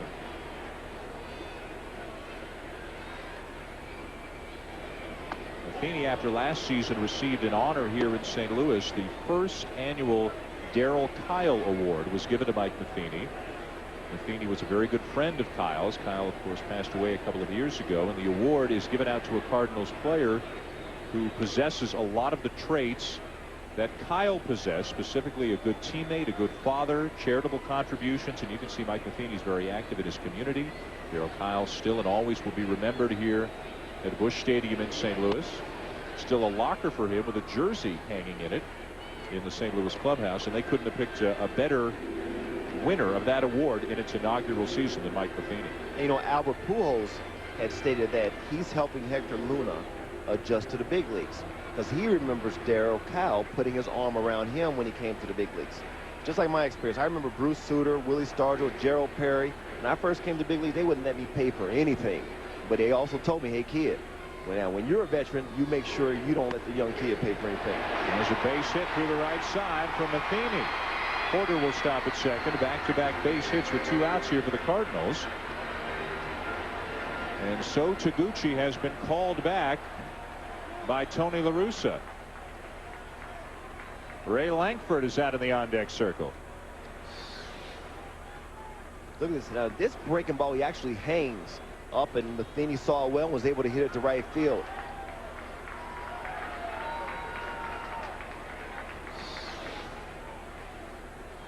Joe Kerrigan, the pitching coach to the mound. We talked about Langford and Reggie Sanders both getting the day off, at least as a starter. Day game after a night game, and also neither one of them has had much success at all against Kevin Millwood. But Ray Langford's going to try to improve on a 3 for 22 lifetime matchup against Kevin Millwood, as you see Real Cormier showing signs of starting to throw out of the Phillies bullpen. Ray Langford's just happy to be back in the game. And he sat out all last year. I talked to him before the game. He said, you know, his back was really bothering him. He got it all taken care of, started feeling better, and decided, I'm going to come back and try to play another year. He did a great job in spring training, earning a spot on this roster. Already has 3 home runs, so no, definitely he can still run a little bit, so he'll help this ball club, no doubt about it. Comes up in a key situation here. 2 on, 2 out, bottom of the 7th. And the Cardinals trailing the Phillies 2-1. Langford pitch hitting for So Taguchi against a guy who has dominated him over the years, Kevin Millwood.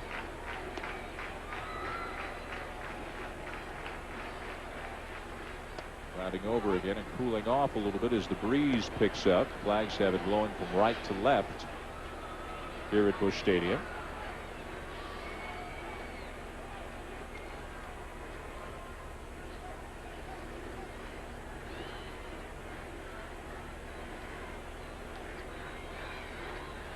Back-to-back 2-out base hits by Porter and Matheny.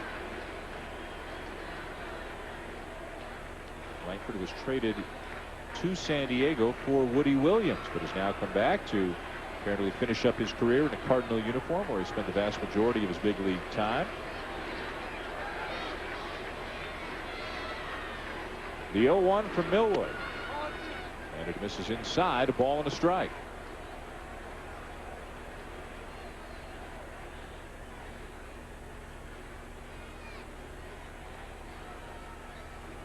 Porter out at second base. Mike Matheny at first.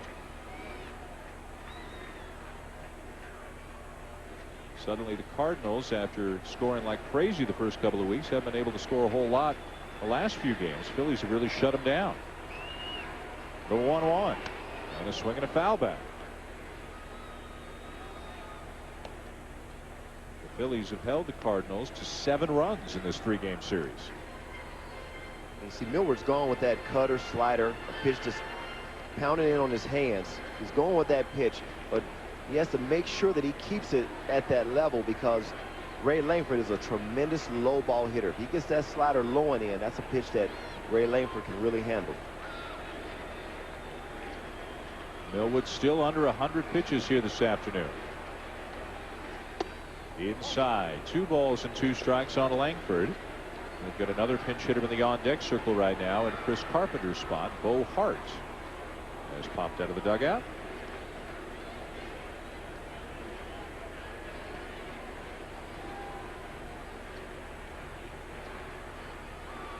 Millwood has really slowed down his pace here after these back-to-back base hits, trying to strand a couple here in the 7th inning. 3-2. Millwood wanted it, didn't get it. Now the runners will be on the move. And this is a pitch he definitely wanted. As you see, it was a little two-seamer that actually came back. Looked like a pretty good pitch. I know you're a hitter. That Way inside. Way inside. That ball's a strike. Maybe a break for the Cardinals. Porter and Matheny will be off and running.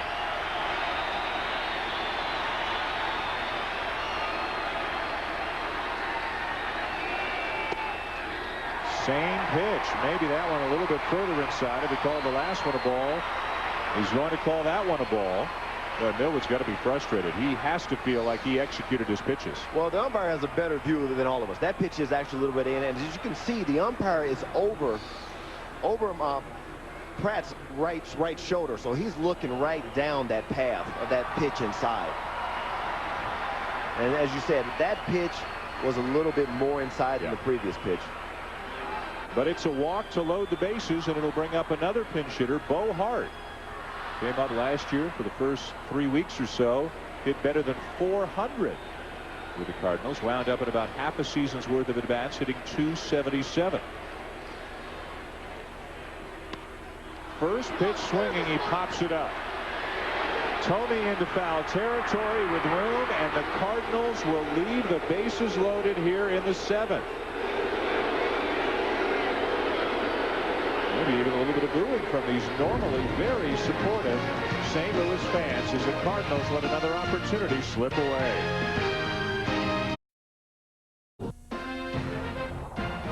ESPN's Day Game, brought to you by the DVD Handycam camcorder from Sony and Extended Stay America, a great value for a day, a week, or even longer. Why stay anywhere else? Back here in St. Louis, a couple of blocks away from the ballpark, the Landing.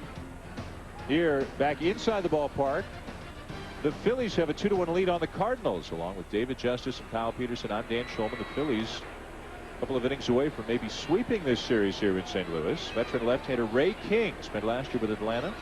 Came over in the J.D. Drew trade. Makes his 11th appearance of the season. He made 80 appearances out of the bullpen for the Braves last year. With King and Steve Klein, they got a couple of lefties who been around the block a time or two and can take the ball just about every day.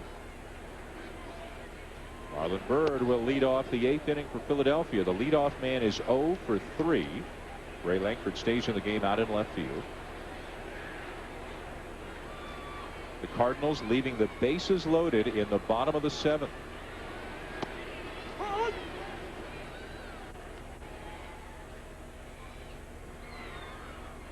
At some point, Larry Boa is just going to have to be able to count on somebody at the top of that lineup to get on base, whether it's Marlon Byrd, whether it's Jimmy Rollins. That's a fair ball. It'll hit the short wall and bounce back out into right field, and Byrd with a good speed is easily into second base.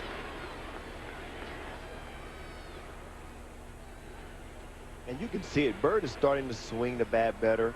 Rollins' first at bat was a line drive. As you see, this pitch is a fastball out over the plate. He hits it where it's pitched. And see, a guy like Byrd, all they want you to do is get on base. There's no reason for you to try to even think long ball. Your job on this ball club is to get on base. He has some good speed as well. He's a guy that can make things happen at the top of this lineup. He can do it as well as Rollins. But if you get these two guys going at the top of this lineup with all that thunder coming behind them, they can score a lot of runs. Rollins tries to get the bunt down, and it is ruled to be a foul ball. Bunted it off his foot, we would assume. Rollins is 1 for 3 today. Has also had some time as the leadoff man so far this season, but he's hitting 179. And he talked a lot this spring, David, about cutting down his swing, cutting down on the strikeouts, using his speed, you know, saying all the right things, but he's been unable so far to actually execute it out on the field. See if they keep the bunt on here. And this one he does get down, nicely down, right to the third baseman. Sacrifice for Rollins, Byrd to third. So runner at third, 1 out. Time now for our Baseball 101 segment of the show. Let's go and revisit Kyle Peterson. Kyle. Thank you, Dan. I'm down here with Carrie. She's from St. Louis, and she's got a question for DJ. Go ahead, Carrie. What's your opinion with our home record at 3-9 this year? What can we do to turn that around? You know what? I have no reason why this team can't win here, because this is one of the best stadiums with the best home crowd that you'll ever find in the game. I can't tell you how to turn it around. I mean, I could see if we were playing in a home stadium in which it's kind of tough to play there, because sometimes you play in a home stadium, let's say a New York, for instance, where there's so much pressure for you to win. There is a tendency to put extra pressure on yourself when you're not playing well at home, because you're going to hear from your fans. But here, there's no pressure here. The fans are so supportive that the team shouldn't feel extra pressure to try to win at home. So do we just chalk it up to it's a fluke? It's early in the season. I just chalk it up to a fluke, and I don't see it lasting for a long time, and this is a great place to play. That'll be out of play down the left field line.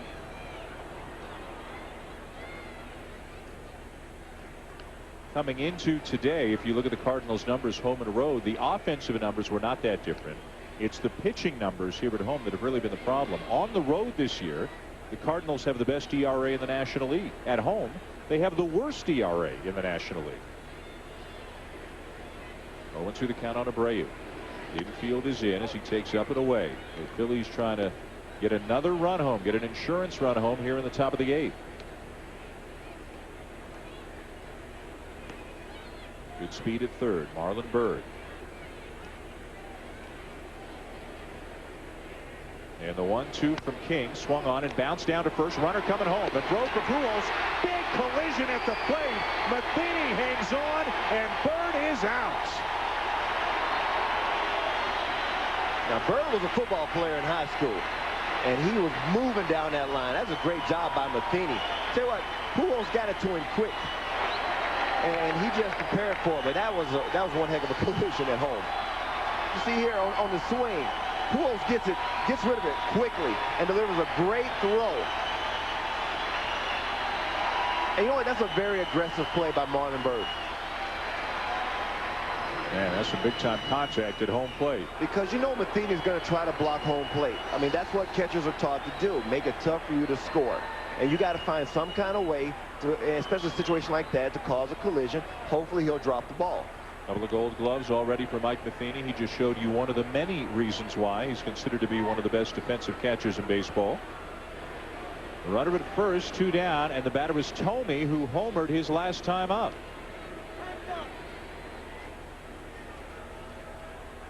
Guarantee you Matheny will feel that one tomorrow, though. As a ball player, can you, and I'm not asking you to name names, but can you look around the league and say that catcher will stand in and take a hit and that catcher won't? I'll tell you, I'll give you a good example. Mike Scioscia. You had to run him over with the Dodgers or you weren't going to score. I remember poor Lemke trying to score on him one time, and Mike Scioscia lowered the boom on little Mark Lemke, and he was and from home plate to the dugout is a long stretch, and Lemke's hobbling over there like a deer that just got shot, you know, just hobbling over there. But yeah, Scioscia, you had to run him over. There's certain catchers that are not going to concede. I say Veritek's is another guy like that. They block home plate. That's got to go a long way with teammates when you know that the catcher's going to risk life and limb standing in there like that. You just know. Byrd knows right now. He's already committed to this contact because he can see the play developing to his left, and Pujols gets a perfect throw. Thank goodness that Pujols threw him a good pitch, because had this ball had been to his left or down or made him jump a little bit, Matheny would have been in a bad position. Yeah, you're right. There was a play at the plate last night, a controversial play where the call went against the Cardinals. A great stop on the infield by Marlon Anderson, but then his throw was off to the first base side of the plate. Matheny had to dive back toward the plate with his glove, and he thought he got the ball there in time. And it was Marlon Byrd again who came in as a pinch runner last night and scored the go-ahead run in the 9th inning. Tony La Russa very upset about the play, but well, and Anderson had more time. I mean, that ball was scalded last night. Anderson had more time to make a better throw, but he didn't think he had a lot of time, so he jumped up quickly and threw home. But then he did a good job of even attempting to even make a play, but it was a bang play, a close play. The 1-2 to Thome, and a swing and a fly ball right field and deep. Did he get enough? No, he did not. Couple of feet away from another home run for Jim Thome, but it stays in the ballpark. And the Phillies cannot add to their lead after this big collision at home plate. To the bottom of the 8th inning here in St. Louis, where the sun has made another appearance. Here over Busch Stadium, 2-1 the Phillies over the Cardinals. Phillies were looking to add some runs in the top of the 8th inning, couldn't get it done. The collision at the plate, the fly ball by Thome that just does stay in the ballpark. And now right-hander Tim Worrell comes out of the Philadelphia bullpen. The closer last year for San Francisco with 38 saves. Signed as a free agent with Philadelphia to be the setup man in front of Billy Wagner. And he will face the top of the Cardinal lineup. Marlon Anderson, Edgar Renteria, and Albert Pujols. As Billy Wagner knows, it's getting close to Billy time right now. And what the Phillies did is they went out and got Tim Worrell. They went out and got Roberto Hernandez. And what reason why you get these guys, because they're big game pitchers. They're former closers. As we spoke earlier, Worrell was outstanding last year in the absence of Nen, but he pitched in a lot of big games last year. Roberto Hernandez has over 300 saves. He's been in a lot of big games. So you go out there and you get two guys that have big game experience. They've pitched in big games to be your setup men. To then give it over to Billy Wagner, who is one of the best closers in the game. Well, nothing deflates a team or gives a manager an ulcer quicker than a bullpen that lets leads slip away. You can see the career numbers or some of the outstanding numbers for this trio of relievers. And the Philadelphia bullpen was among the worst in baseball last year. They had a pretty good team last year, but they just couldn't hold a lead in the late innings. Edgar Renteria looks at a strike. But there's nothing like experience, especially in that bullpen. This Phillies team, they're going to be involved in a lot of big games this year. And you need the back end of that bullpen to be very successful. So you go out and get some experienced guys that have been in the fire a lot, who experienced failure as well as a lot of success, because those are the guys that can usually handle the situation. A liner into center for Renteria, his first hit of the afternoon. The tying run is on base with 1 out in the 8th inning. And now striding toward the plate is Albert Pujols, 0 for 3, but representing the go-ahead run. We mentioned off the top of the show today, the Phillies seem to have a handle on how to pitch Albert Pujols. He has not hit a home run against them in 78 at-bats. They keep him in the park, doesn't do a lot of damage against them, but he can make people forget all about that with one swing of the bat. And see, this is the time of the game where you're thinking, I got to keep him in the ballpark. I cannot make mistakes on the inner part of the plate with Albert Pujols. Not a play right side. But he, like Tomey, is a guy who can drive the ball out of the ballpark to right field, center field, and left center. That's what makes him so tough. That's why he hits a lot of home runs. These guys don't have a lot of holes. You got to be very careful. One mistake, you may think you can pitch him away, and he drives you out of right field. So this is a guy that's very dangerous, a guy you cannot let beat you. Remember, he hit a game winner, I think it was the bottom of the 9th inning last year on a Sunday night game against John Smoltz in one of the premier regular season matchups of a year ago. Best versus best. The 0-1 here, and it's a fastball inside, a ball and a strike now. Kevin Millwood, by the way, goes 7 very strong innings today, gives up just a run on 7 hits. And activity out of the pen now. Right-hander Roberto Hernandez and left-hander Real Cormier. Billy Wagner still looks pretty relaxed on that chair. They're going to use all of these experienced setup guys to try to get them through the 8th inning and save Wagner for the 9th. A swing and a base hit into left field. Burrow can't cut it off before it gets to the wall. Renteria on his way to third. Pujols into second. And Tim Worrell went in 2 pitches ago, in off the plate, and tried to come back in, and this pitch got more of the plate. And I said, there's just no holes when you're dealing with Albert Pujols. Here's a guy who can handle the whole strike zone. He can pull it. He can hit it the other way. Just a tremendous hitter. As you can see, this is a fastball in inner part of the plate. He pulls it, and he pulls it so hard, Burrow couldn't even cut it off. Now Larry Bowa has got a decision to make, and here he comes up the steps. As Pujols arrives at second base, second and third, 1 out for St. Louis. Jim Edmonds is the batter. And Larry Bowa's got a lefty out of the bullpen in Real Cormier. So we'll see if he makes the move or how exactly he wants to play this as he makes his way out to Tim Worrell on the mound. Cormier looks ready. He's just looking on, wondering if he's going to be getting the call. Scott Rowland is the on-deck hitter. There's the signal from Larry Bowa. That's it for Worrell. Cormier on his way in. The Cardinals try to tie it or maybe even take the lead with a big inning here in the bottom of the 8th. If you're a Cardinal fan, the right part of the order is coming up. Jim Edmonds is the hitter. Scott Rowland is on deck. It's 2-1 Philadelphia, bottom of the 8th. Second and third, 1 out. Renteria at third, Pujols at second. And left-hander Real Cormier, originally a Cardinal, drafted and came up through the minors, made his major league debut with St. Louis. He's also pitched for Montreal, where Joe Kerrigan was his pitching coach. For Boston, where Joe Kerrigan was his pitching coach, and now for Philadelphia, where Joe Kerrigan is his pitching coach. So they've got a lengthy relationship, as do Cormier and Edmonds. They have seen each other on numerous occasions. Edmonds is 1 for 3 today, 282, 4 homers on the season. The tying run is at third base. The go-ahead run is at second base. And the infield is in for the Philadelphia Phillies with one out here in the bottom of the 8th. And some managers don't like to do it with runners at second and third because if the ball gets through, 2 runs will score. But Larry Boa is bringing the infield in here in the 8th inning. Roberto Hernandez ready if needed. And needed could be next batter with Rolen on deck. The 0-1. Way inside.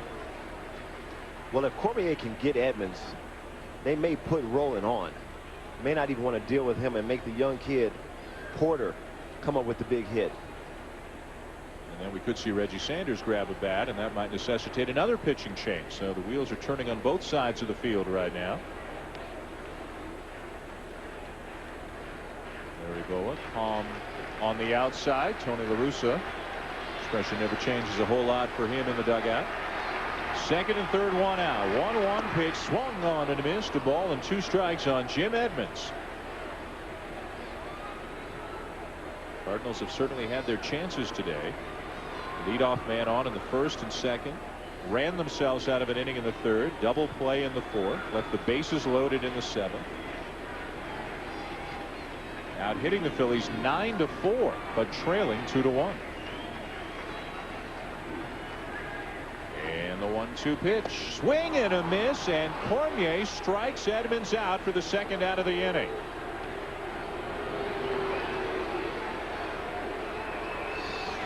Now, Real Cormier has one of the best 2-seam fastballs. That's the best pitch that he saw his whole at bat. But then you see him, he starts doing that 2-seamer, trying to get inside on Edmonds. It has a lot of movement on it, and Edmonds was just swinging right over. All the rest of those pitches would not have been strikes.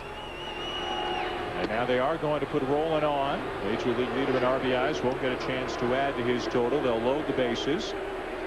And Reggie Sanders is out in the on-deck circle now. Tremendous job by Cormier right there.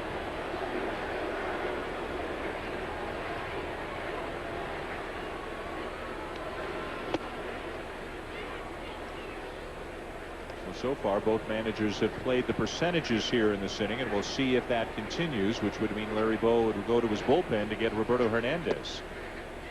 Here's ball 4 to Rolen. Looks like he's ready as soon as Sanders is announced into the game.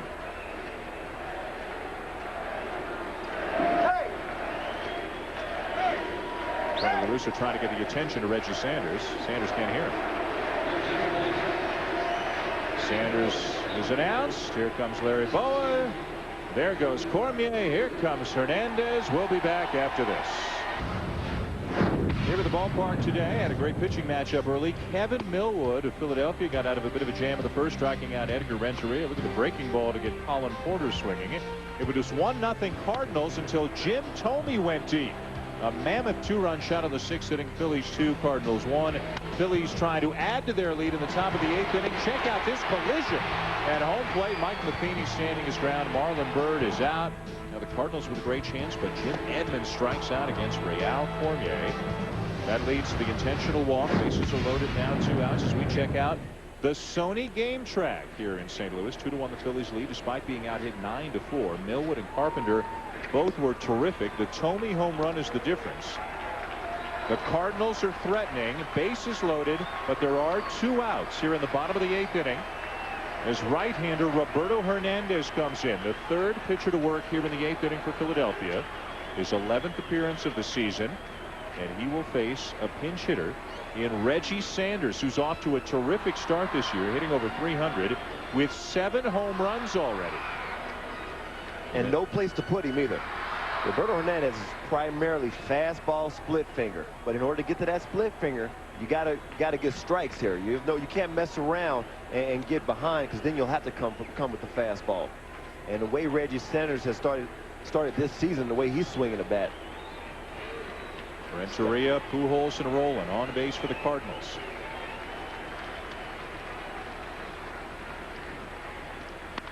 And the first pitch swung on and hit to deep right center field.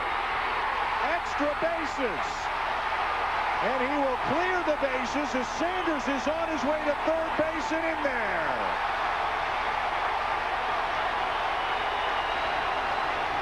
Tremendous swing by Reggie Sanders. Understanding that there's no place to put him. He knows Roberto Hernandez is a fastball split finger pitcher. But he can't mess around with the split finger early in the count, because if Reggie doesn't swing at it, then he's pitching behind in the count. So he knows he must get that first pitch fastball for a strike before he can even get to the split finger. Reggie Sanders did not allow him to even get in that position. Knowing there's nowhere to put him, throws a first pitch fastball, and Reggie Sanders is not waiting around. Crushed that ball to right center. A 3-run triple for Reggie Sanders. He's now got 21 RBIs. And the Cardinals have a 4-2 lead now. Reggie Sanders said before the game he hopes he's found a home here in St. Louis. 7 teams in 7 years.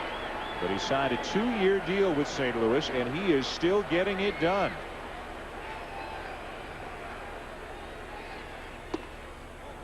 See, when you load the bases, and you see Larry Boyd looking at the result of that move. But when you load the bases, now you're putting the pressure on your pitcher that he has to get ahead of that next batter, because you don't want to be pitching behind. But when you got a pitcher who's primarily fastball split finger, he's a 2-pitch pitcher. But he has to get in a position where he can allow that split finger to work for him.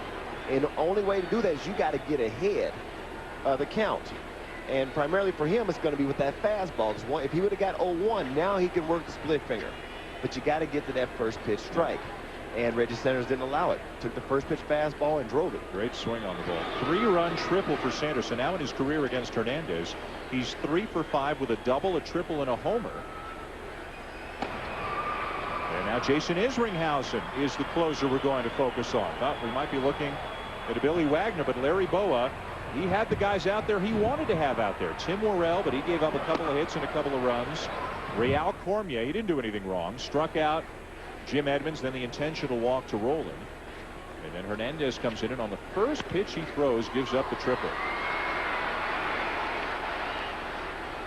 And the Cardinals, just like that, now have an opportunity to avoid the sweep here against the Phillies.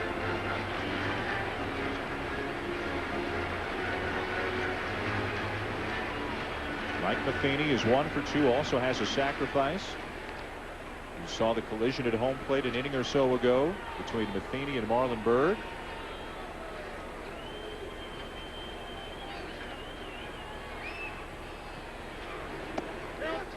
Yes, he went around and he's gone to end the inning. But the damage already done if you're a Phillies fan.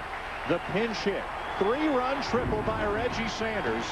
Cardinals will take a 2-run lead to the 9th.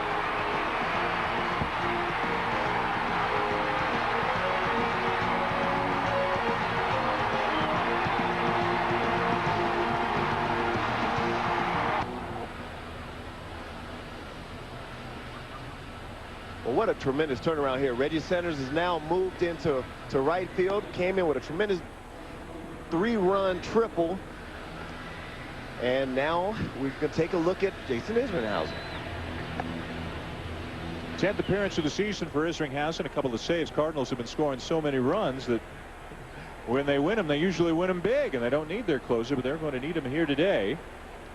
But what a turnaround. What a dramatic swing of the bat by Reggie Sanders in the bottom of the 8th. You could kind of see the inning developing, the moves coming as each manager would make his move, and you could sense it would come down to Roberto Hernandez and Reggie Sanders, and Reggie Sanders won the battle. Now Pat Burrell will lead off the 9th inning for the Phillies. 0 for 2, hit by a pitch today. That'll be disheartening, and this one's not over yet, but I'm sure as a ball player, a lot of times that last game of the road trip, you think you've got it won, and all of a sudden the other team snatches it away from you. You've got to get on the airplane, a long trip home. That's got to be a pretty quiet plane ride, I would think. Have an eye here, DJ.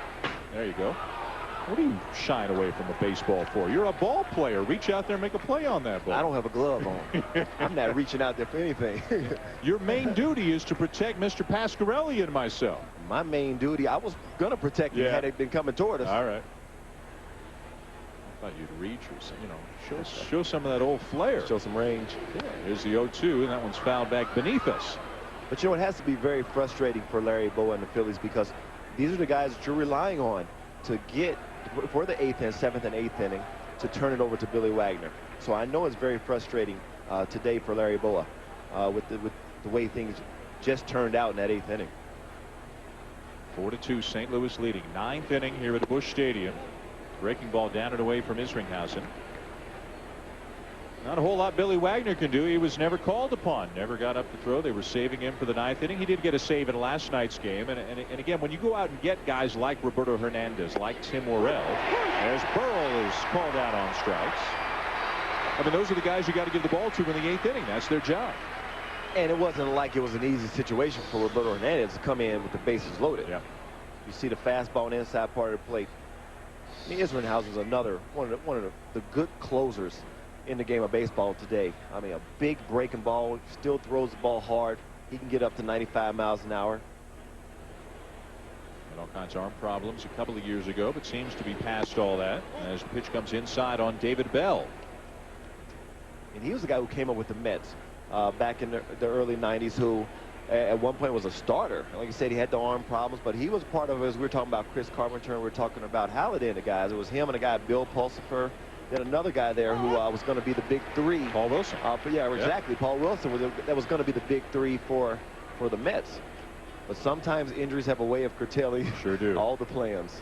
But Isringhausen has, over the years, reinvented himself as one of the better closers in the game when healthy. Reggie Sanders looking on from right field.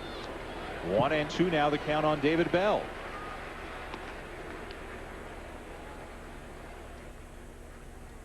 Just think of the momentum this will give the Cardinals if they can win this game, heading into a big early season 4-game series against the Chicago Cubs, who will be here tomorrow night. And the Cubs are going to send Kerry Wood to the mound for game 1 tomorrow night. Which is up and in 2-2. You can see the Cubs right now the leaders in the National League Central as they track the division standings here at Busch Stadium in St. Louis. I mean, things are tightly congested and it's very early, but St. Louis wants to move a couple of rungs up that ladder.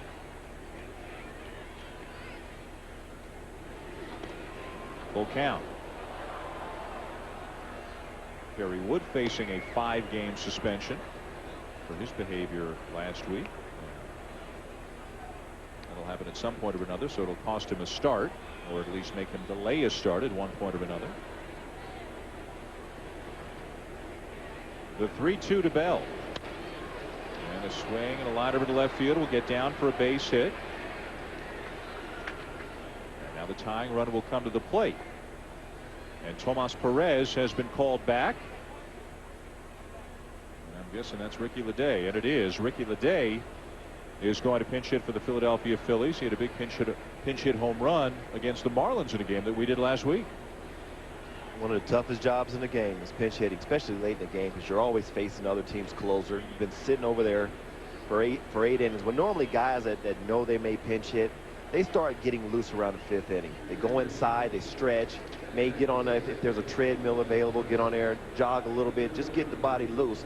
Stadiums nowadays too, they have like little batting cages areas where you can actually hit off the tee, so guys are not just coming straight off the bench and hitting. I mean, they've loosened themselves up, and but it's very tough coming off the bench, especially when you're facing other teams closer. Reggie Sanders came off the bench with that pinch hit, bases clearing triple, the biggest hit of the game right now. Now Ricky Leday, who hit a pinch hit home run against the Marlins last week. If he can do it again here, he'll tie this one up. 0 for 4 lifetime against Isringhausen.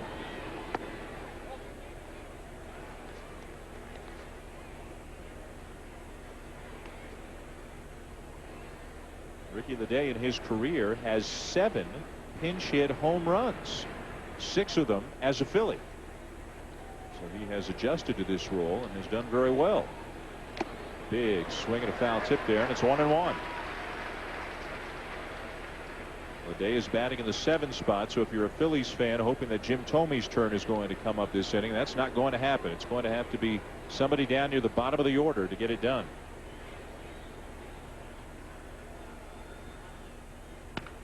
And he might have gotten it done. Hits it a ton to right field, and we're tied. Ricky Leday's 2nd pinch hit home run in a week, and the Phillies have tied it here in the 9th. Well, he gets a hanging breaking ball from Isringhausen, and he just doesn't miss it. I'm just amazed at how well he swings the bat as a pinch hitter. You would think he would get a chance to at least get some at-bats during the week the way this guy was a pinch hitter. Let's get him in the lineup some kind of way. And Tomas Perez, who's the guy that Leday pinch hit for, the first guy out of the dugout to congratulate him. You're right, that was a bit of a hanger, and Leday was all over it. We are tied at 4 in the 9th inning. A blown save by Jason Isringhausen. And now Mike Lieberthal is batting for Todd Pratt.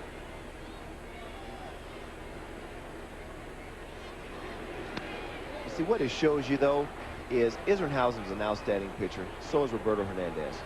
But if you don't locate your pitches, then you can become a very average pitcher for that at-bat. As we've seen earlier in this game with Millwood and Carpenter, both guys did an outstanding job of locating their pitches. But when you don't locate, I don't care who you are, you will get hit hard, as we have witnessed with Roberto Hernandez and Isringhausen in this inning. 1-2 now on Lieberthal. You saw Amori Telemaco and Billy Wagner throwing for the Phillies. Presumably, if the game stays tied, Telemaco comes in.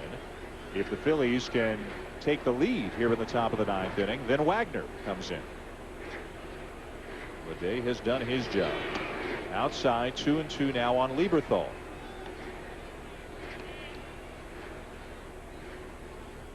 Eighth career pinch hit home run, 7th as a Philly for Ricky Leday.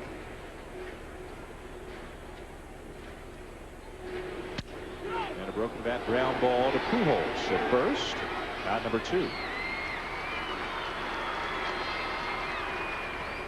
Isringhausen, David, the last 2 years combined had only given up 2 homers. This is the 2nd home run he's given up already this year. And he knew it, too. I mean, he knew it was a hanging breaking ball. And, you know, as a pitcher, if you throw a hanging breaking ball, you pray they just foul it back, you know, or miss it or take it. But he didn't miss it. And like I said, I mean, Leday, we saw it last week. Yep. I mean, let's get him some more at-bats. Yeah, seriously. Let's stop hiding him on the bench. Let's get him in the lineup. You got other guys struggling. This guy's not struggling. So let's find a way to get him more at-bats the way he swings the bat coming off the bench. Leday is now 8 for 19 on the season. Here's Placido Polanco, the former Cardinal, who was one of the players who went to Philadelphia in the Scott Rowland deal. As a pinch hitter now, Leday 5 for 14, 2 home runs this year. 2 outs, nobody on here in the 9th, and a tie game, 4-4. You may be able to hear some of the construction sounds that are going on beyond the right field wall here in St. Louis as they make more progress on the new ballpark. Here's a 1-1. Check swing, and it's outside, ball 2.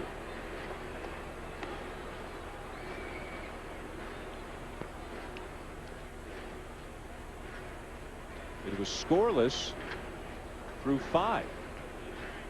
And then a 2-1 lead. The 3-run triple by Sanders to make it 4-2, bottom of the 8th. And then the dramatic game-tying home run by Ricky Leday off Jason Isringhausen here in the 9th. And Reggie Sanders did all he can do, but to this point, it's not enough to secure a victory.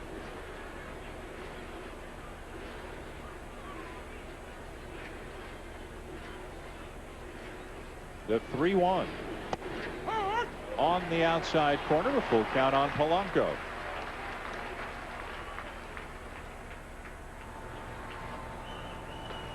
Will it be Wagner or will it be Telemaco? That appears to depend on whether or not the Phillies can take the lead here in the top of the 9th inning.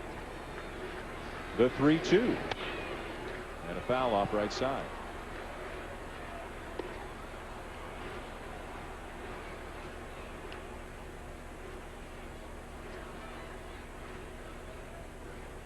To say the least, this weekday crowd of almost 30,000 has been stunned into silence here in the 9th inning by that home run.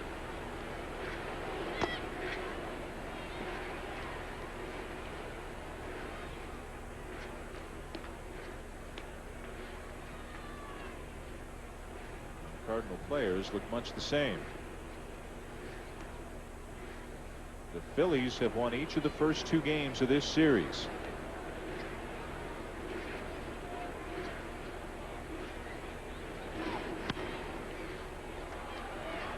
Be out of play again.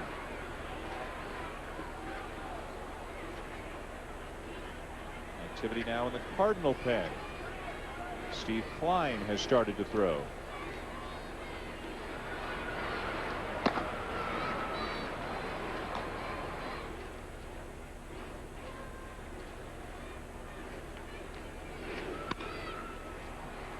And a fly ball into center field, right at Edmonds, inning over.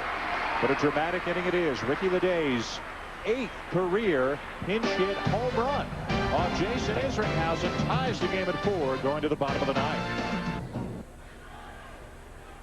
9th. Larry Boa almost looks like he's smiling a little bit over in that Phillies dugout, and why not? Ricky Leday, another dramatic home run to tie the game here. Last night, more dramatics of the 9th inning as the Phillies scored 3 runs. Called safe at the plate on a very close play is Marlon Byrd, and you can argue that one either way. That's how close it was. Jim Thome would add a 2-run single as the Phillies scored 3 runs in the 9th inning, beat the Cardinals 6-3, beat them on Tuesday night 7-3. They were down 4-2, 9th inning here today before the home run by Leday tied it, as St. Louis continues to struggle here at home. Just a 3-9 record here at Busch Stadium, but they can still pull this one out if they can scratch across a run here in the bottom of the 9th against right-hander Amaury Telemaco, who becomes the 5th pitcher of the day for the Philadelphia Phillies. Ray Lankford will lead it off for St. Louis. Tony Womack is out in the on-deck circle in the pitcher's spot. Lankford takes down an in-ball 1. Mike Lieberthal stays in the game behind the plate. And Polanco stays in the game out at second base. Lankford, very good numbers against Telemaco. 4 for 7 with a homer. Big swing and a miss at a breaking ball, 1-1. Well, we have had a lot of intrigue here in the last couple of innings as at various times it looked like each team basically had it wrapped up. So I got to give both teams a lot of credit for battling back. You saw the momentum change one way, then change another way. And I'm just amazed that Ricky Leday doesn't get more playing time. Just 19 at bats all season, and 14 of them are as a pinch hitter.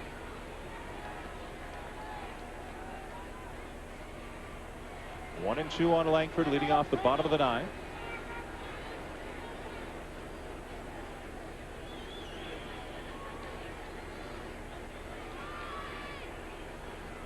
Got some finals today from around baseball as we check the out-of-town scoreboard here at Busch Stadium. Houston over Pittsburgh 2-0. Anaheim leading Detroit 11-3. Boston over Tampa Bay 4-0 in the 7th inning. Pitch is outside to Lankford. 2 balls and 2 strikes. Womack is on deck, and then it'll go back to the top of the order for Marlon Anderson. Very dangerous team, these St. Louis Cardinals offensively. A lot of guys who can hurt you. Lankford does it right here out in front of that, and he strikes out against Telemaco. 1 down. We have had quite the twists and turns here at Busch Stadium today. Dan Shulman, David Justice, Kyle Peterson with you on the ESPN day game. Cardinals got a run at the bottom of the 5th. And then the Phillies with 2 in the top of the 6th on a Jim Thome home run. A pinch hit 3-run triple for Reggie Sanders in the bottom of the 8th made it 4-2 St. Louis. But then Ricky Leday with a pinch hit 2-run homer off Jason Isringhausen with 1 out in the 9th to tie it. And now we're in the bottom of the 9th, tied at 4. And here is Tony Womack, just back. This is his first appearance after missing a week with a triceps injury.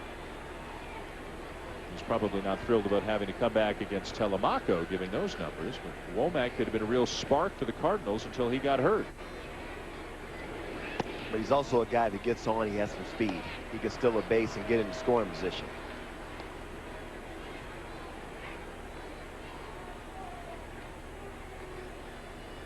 Both teams going heavily through their benches and bullpens last couple of innings, especially the Phillies.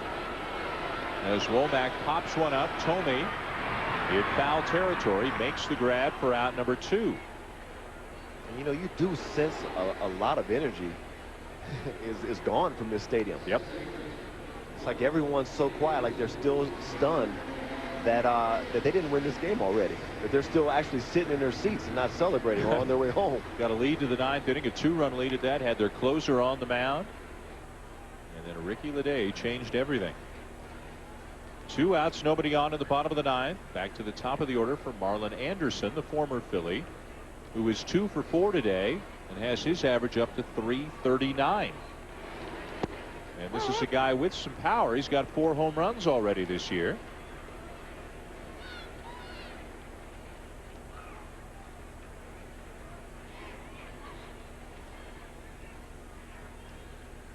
In on the grass at third, David Bell. And the 0-1 from Telemaco misses, a ball and a strike.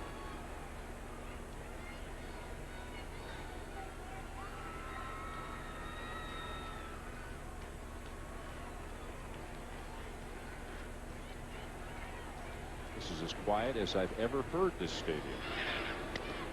1 and 2. You know, you talk about this defense up the middle with Renteria and Anderson and Edmonds.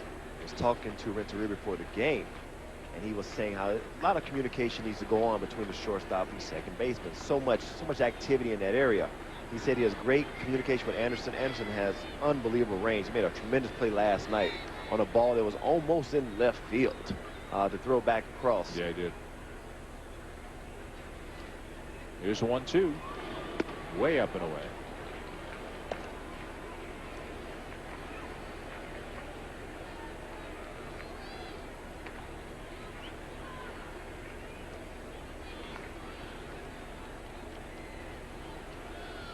Tied at 4, bottom of the 9th inning here in St. Louis. And the 2-2 pitch swung on and missed. That's all for Anderson and the Cardinals.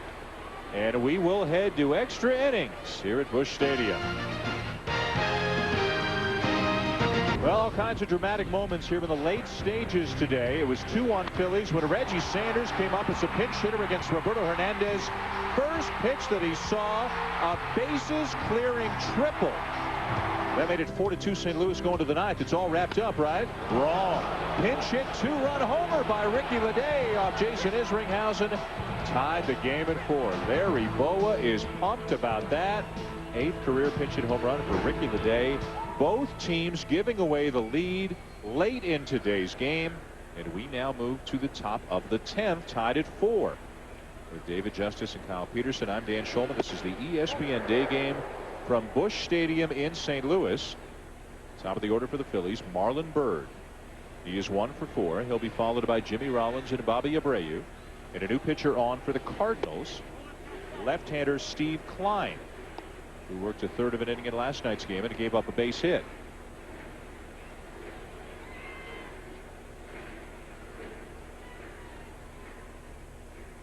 And Klein is in there because of those dangerous left-handed batters who are lurking. Abreu due up third, and then Jim Thome due up fourth, should it get that far here this inning. 2-2 the count on Byrd, facing one of the workhorses in a baseball. Like a lot of situational lefties, you can count on Klein for about 80 appearances a year, year after year.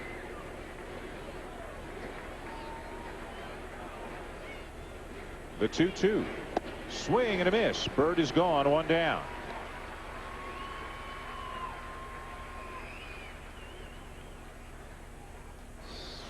Well, he gets a pitch low and in here, and you can see it dropping on him. Just swung right over it.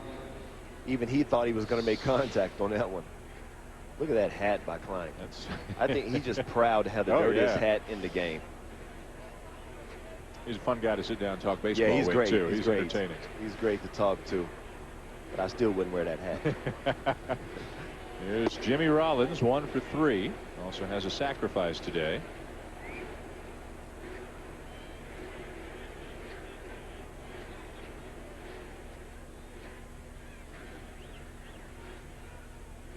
In on the corners against Rollins, who looks at a strike.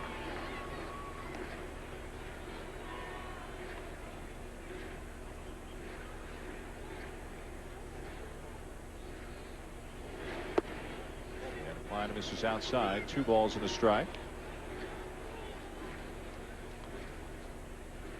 Reggie Sanders, Ricky Leday, the hitting stars here today, both in a pinch hitting capacity.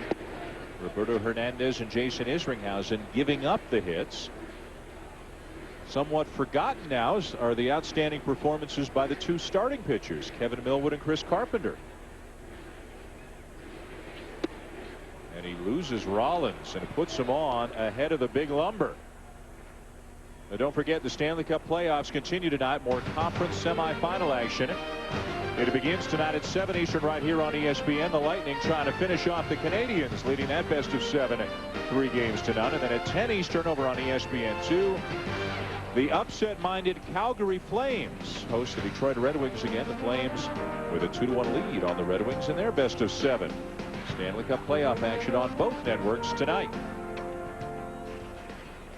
Steve Klein, a Pennsylvania native, talking a little Flyers hockey in the clubhouse before the game. Flyers leading the Maple Leafs 2-1. That series will continue tomorrow night. And a big conference out of the mound talking about their strategy against Abreu and then Thome. And remember that Thome has already homered in this game, and that Thome has 14 career home runs against the Cardinals and 66 career at bats. So anything short of a double play ball, anything short of the inning ending right here, and there are going to be some nervous moments for the Cardinals with Thome coming up. Now, Philadelphia has not been very aggressive in terms of trying to steal bases this year. A lot of it is because, you know, Bird and Rollins have not been getting on base. But here's a guy, Rollins, has a lot of speed over there. I mean, he has the franchise record, 35 consecutive stolen bases without being thrown out. That's why they want him at the top of that lineup, to get on with those type of numbers. He's a guy who can make a lot of things happen. But you're right when you say they're just not running. They've only attempted 6 steals on the season, tied for the fewest in the majors. Well, he didn't pick off Jimmy Rollins, but he almost picked off Albert Pujols when he played.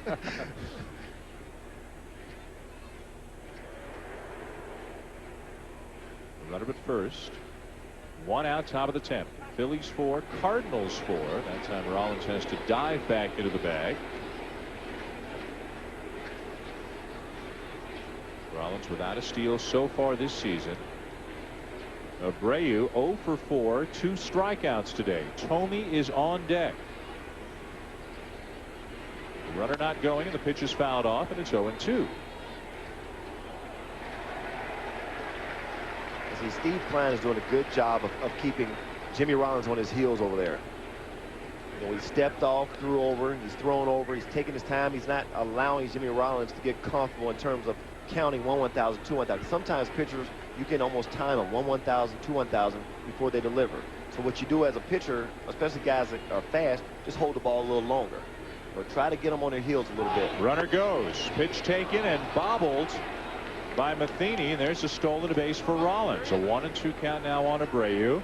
And the go-ahead run in scoring position. As you can see here, I mean, he's extremely fast. A guy that they really want to take over that leadoff spot. I mean, because of that speed. I mean, right here, he gets a walk in this inning. Now he steals a bag. Now he's in scoring position.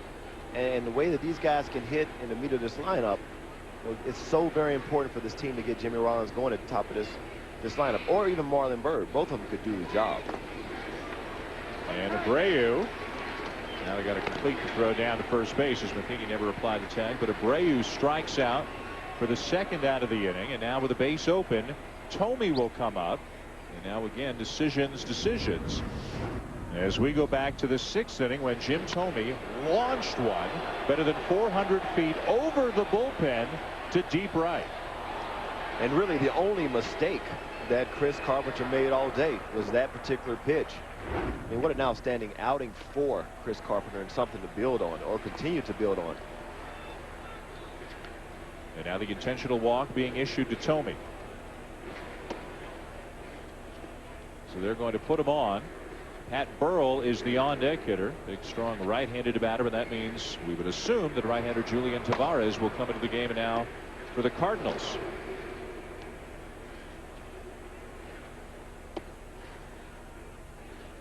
Cardinals don't want anything to do with Jim Thome, and who can blame him? And here comes Tony La Russa.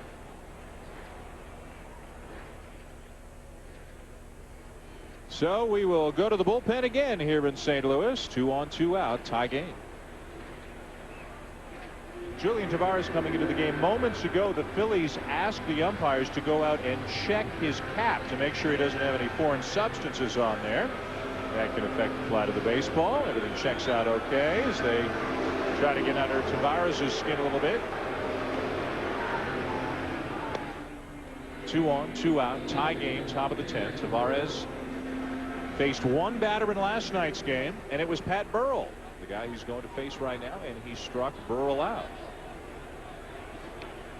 A well-traveled pitcher, 6th team in 6 years for Tavares. Burrell is 0 for 3 with a walk today. Extensive experience against Tavares, who was a starter a couple of years ago with Florida, started the year before that with the Cubs.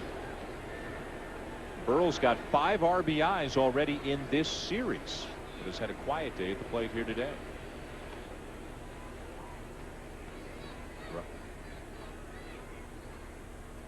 And a step off by Tavares, looking Jimmy Rollins back to second base. Rollins with a great speed, itching to score the go-ahead run here on a base hit, and out of the mound goes Mike Matheny as Jim Thome looks it over from first base. He was given the intentional walk. Now see, this is a situation where Matheny and Tavares may be thinking that Rollins is relaying signs. So now they're getting on the same page. They may change up 1 or 2 things in their signs just in case, because you never know, you know, if Rollins has the signs or not.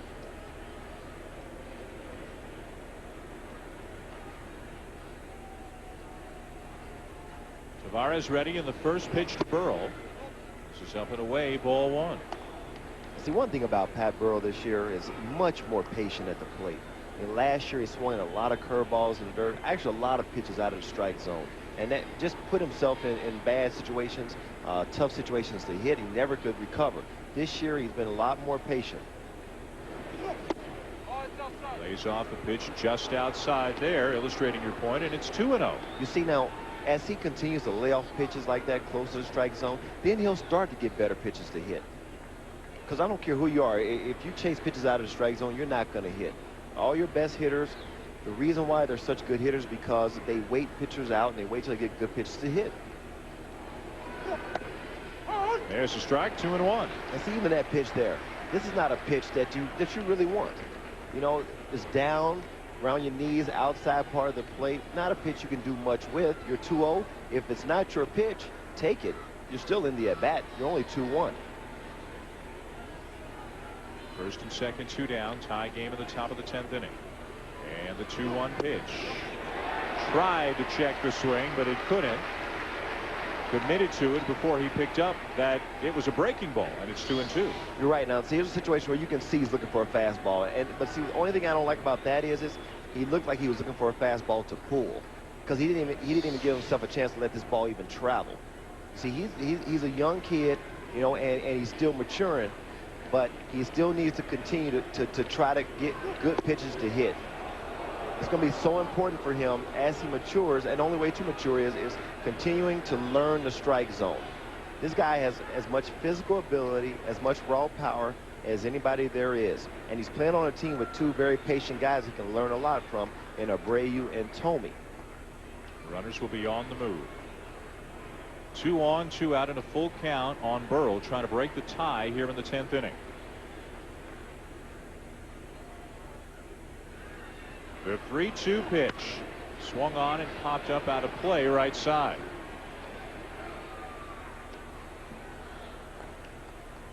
Steve Klein goes 2/3 of an inning, walks 2 batters, one of them intentional, strikes out 2 batters, and leaves this situation here for Tavares.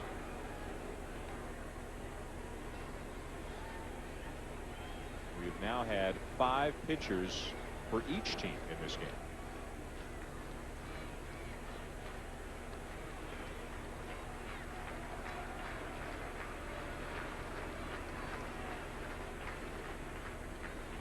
Again, the 3-2.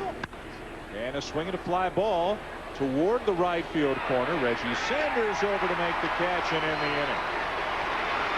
The Phillies leave 2 men on. The Cardinals will come up. Albert Pujols will bat this inning. We've had all kinds of goings on here between the inning. Right now, a bat is being checked by the umpires. So do we assume this is Tony La Russa's response to Larry Boa asking for Julian Tavares' cap? to be checked, and that bat has been taken out of play, and we will assume that that is Pat Burrell's bat. Although we will try to check on that. Meanwhile, between innings also, Julian Tavares approached Pat Burrell after the flyout to end the inning. Ostensibly, we would assume to talk about them checking his cap, and Pat Burrell says, I didn't even know about it. Pat Burrell didn't know what was going on. It came from the dugout, Larry Boa, but Julian Tavares got extremely agitated about this, and eventually a couple of his teammates kind of had to usher him away from Burrell off the field. And then Tony La Russa responds by having a Philadelphia bat checked. Bottom of the 10th, tied at 4. Edgar Renteria takes a strike, and we go to Kyle Peterson. Yeah, guys, directly after that pitch, you saw Tony La Russa make a beeline out there, so it sounded like possibly this was something they were potentially planning on doing if the situation arose throughout the game. But they knew there was one thing they were looking for. Tony La Russa went out. They were able to get the bat, and as you saw, that bat is now out of the ball game. And Pat Burrell will have to pick another one if he comes back up later. Broken bat, base hit for Renteria. See, sometimes one of the signs of a corked bat is the very top of it, and we could see the umpires looking at the top of the bat. Actually, not that part of the bat, but actually the very top of it. Sometimes you can see like a little small like indentation of like a hole there. And what I've seen in the past is guys who have corked bats will try to dirty that area up, you know, to try to camouflage it. But Pat Burrell wasn't throwing any balls in the outfield. He was definitely looking into the infield intently at the umpires to see what they were doing. And number 5 is Pat Burrell, so it was a Burrell bat they were checking. So the Phillies checked Tavares' cap, and then the Cardinals checked Burrell's bat. Meanwhile, Albert Pujols is the batter. The winning run is at first base here in the bottom of the 10th. Pujols is 1 for 4, doubled and scored in the 8th inning. Burrell doesn't seem too flustered by the whole thing. Tavares certainly did, as he made a beeline for Burrell at first base. He was awfully upset about that. And I would assume one of the reasons why the Phillies may have checked his cap, maybe they didn't think they were going to find anything, but maybe they knew they could get under his skin. Or maybe last night his pitches had so much movement on it, they thought there's no way that could be natural. Good breaking ball there from Telemaco, and it is 0-2 on Albert Pujols. As mentioned off the top of the show, and again during the game, the Phillies seem to have a pretty good idea about how to pitch Albert Pujols, whereas nobody else does. They've kept him in the park through 79 at-bats. Yeah, but what's funny about that stat is we say he struggles against Phillies. He's almost 280. Because he's human. He's a mere human against the Phillies. Rips it foul into the seats down the left field line. He hits everything hard. Even his outs are hard. And he's just 24. 4th year in the majors. He's won a batting title. He won the Players' Choice Player of the Year last year in the baseball, as voted upon by his peers. He was the runner-up to Barry Bonds for the MVP, which is voted upon by the writers, but by his peers, he was voted the Player of the Year in all of baseball. Like we were talking earlier, here's a guy who has tremendous work ethic. All the guys on the team love him. He's the face of the Cardinals now. When you're making a draft, when you're drafting, you're developing in the minor leagues. He is the guy that you want your young players in the minor leagues to emulate. Telemaco out in front, no balls, 2 strikes. And a ground ball down to third. And the Phillies turn the double play.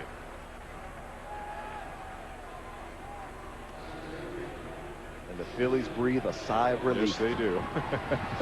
Although it doesn't get a whole lot easier, because here comes Jim Edmonds. Pitch down, maybe a little bit in. Yeah, but 2 strikes you have to protect. Yep. And this pitch like it was running down and in, and he got on top of it, and it's not a guy who's very fast. And the way this Phillies team turns those double plays, it's just hard to beat it out. Good numbers for Edmonds in his career against Telemaco.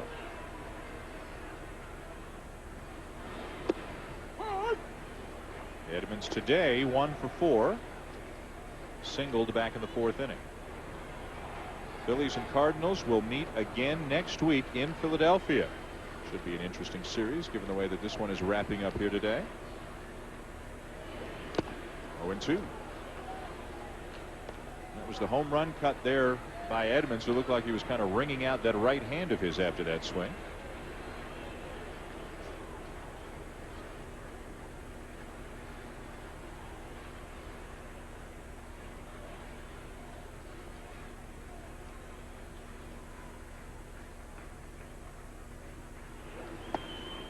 Lays off the changeup, and it's a ball and 2 strikes. Cardinals got 3 off the bat of Reggie Sanders. The pinch hit 3-run triple in the bottom of the 8th to take a 4-2 lead, and then Ricky Leday's pinch hit home run off Jason Isringhausen in the top of the 9th tied it. Sanders a couple of spots away should the inning get that far. It won't. Edmonds strikes out, and we will go to the 11th. Phillies and Cardinals are tied at 4 in Busch Stadium after that strikeout by Telemaco. Tied at 4, top of the 11th. Pat Burrell smirking a little bit, saying, I don't know why he took my bat, but he doesn't seem too bothered to buy the whole thing. They've checked his bat. They've checked Julian Tavares' cap. There's a little gamesmanship between the two sides. And we move on to the 11th as we remind you about Sunday Night Baseball right here on ESPN with the ballpark in Arlington.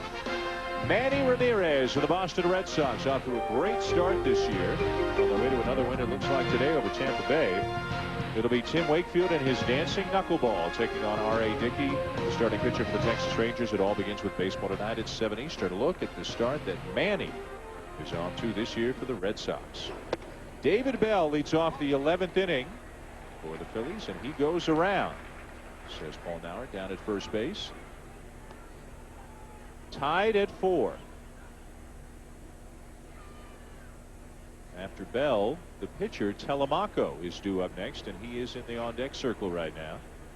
Larry Boa is running out of options. Stung down to first, but right at Pujols for the first out. Hang with him if you're David Bell. And here comes Telemaco. Just a missile right at him. He looks pretty comfortable down there, doesn't he? Oh, I mean, he's fine down there at first base. But you just don't realize how hard those balls are coming, yeah. Man.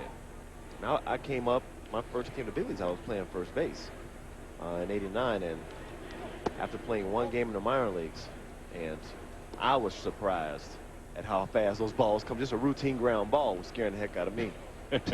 So you got out to the outfield as soon as you could. Praying that when they traded Dale Murphy, I might have been the happiest man alive. Telemaco getting a chance to hit. All Larry Boa has left in his bullpen is closer Billy Wagner and right-hander Ryan Madsen, who pitched 4 innings last night and got the win. So he can't go to Madsen, you would figure, and he doesn't want to go to Wagner at this point, not knowing how long this game could go. So Telemaco will get his first at bat of the season. Wagner saying, maybe I'll get in this game at some point. He'd love to.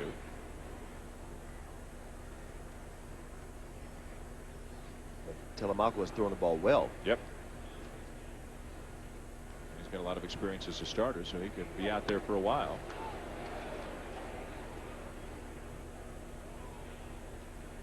In his career, Telemaco is a 125 hitter, 112 at bats.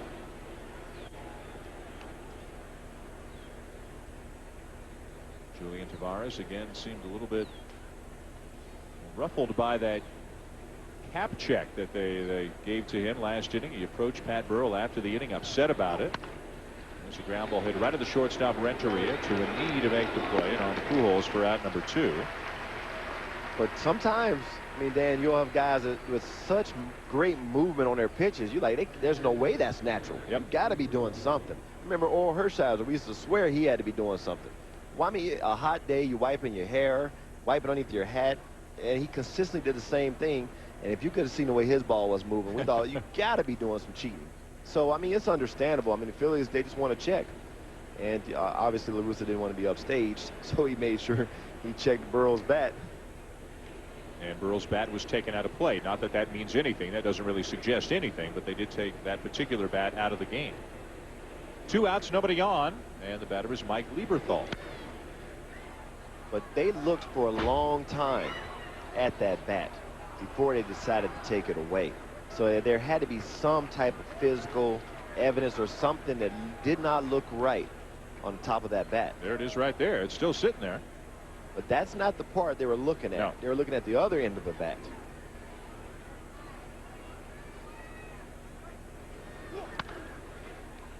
Pass to diving Pujols into right field. A base hit for Lieberthal. Burrell, when we got that shot of him in the dugout, he was obviously talking to one of his teammates about the bat. He didn't seem too bothered by the whole situation. He seems pretty confident that there's nothing wrong with that bat. When you're a guy his size, I mean, like you said, he's a monster. He's a big guy. Whatever evidence there may be, there it is. Yeah, but for them to take the bat away, there has to be something at the top of that bat to make them at least think that there may have been some tampering with it. Because if there's nothing at all at the top of the bat, you're not going to take it out of the game. You're just going to look at it and say, well, I don't see anything. Here's Polanco. Runner at first, 2 down. Tie game in the top of the 11th in St. Louis as he takes it high, ball 1.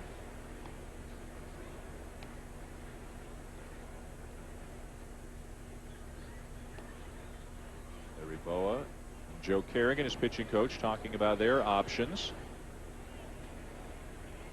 Activity in the Phillies pen. Looks like that's Billy Wagner.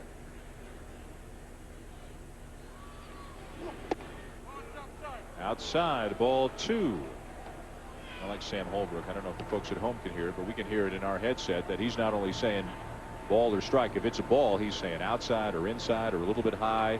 He's telling everybody right away where it was. I think he's doing a great job back there. I mean, if the ball's a little bit off the plate, either in or out, it's a ball.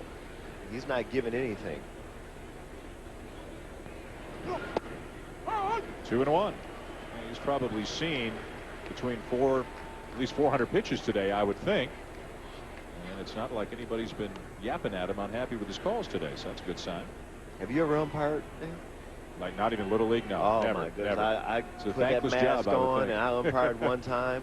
I had a whole new respect for umpires. Parents getting on your case? Got back there. Oh, I was terrible. I was calling everything out. Balls outside. I'm calling strikes. That's a foul ball. 2-2. Was this a kid's game? Yeah, it was a kid's game. Then I got scared to call anything. I just started mumbling back there. I heard you just started running everybody. Every mom and dad who was on your case, you just ran them. I just gave them that little sheepish look like, I don't know what I'm doing. Were you still an active ball player when you did that? No, it was like a little summer job type of thing where they pay you a couple pennies to umpire, and I thought, it's got to be easy. It was tough. They should make every player do that while he's a big leaguer. Maybe they'd come back the next year and treat umpires a little bit better. Well, I'm still amazed at the flack that a lot of umpires take now. Because when I first broke in the league, you just couldn't get away with what you get away with now. Outside, full count on Polanco. When I first came into the league, if you even looked back at umpire, it's like the message would go around. Yeah. You see this pitch. This is pitch outside, but it's a little bit outside. Peter Pasquarelli wanted the pitch, but it's a little bit outside. Now Lieberthal will be on the move from first base. Pujols still on the bag right now.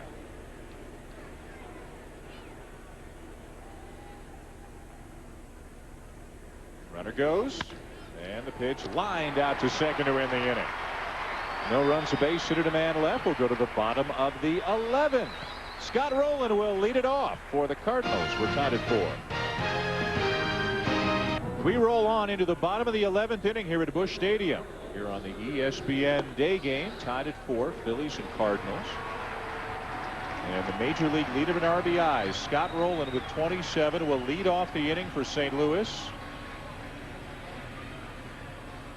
The Cardinal record holders for April RBIs.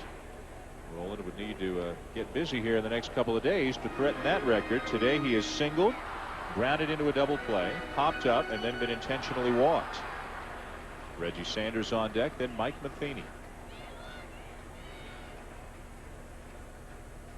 Third inning of work for Amaury Telemaco. And a big swing and a miss on the first pitch by Rowland. Larry Boa still looking over those possibilities. Who's left? There aren't many possibilities anymore. Just about everybody's been used. And a pop-up back out of play, and it's 0-2.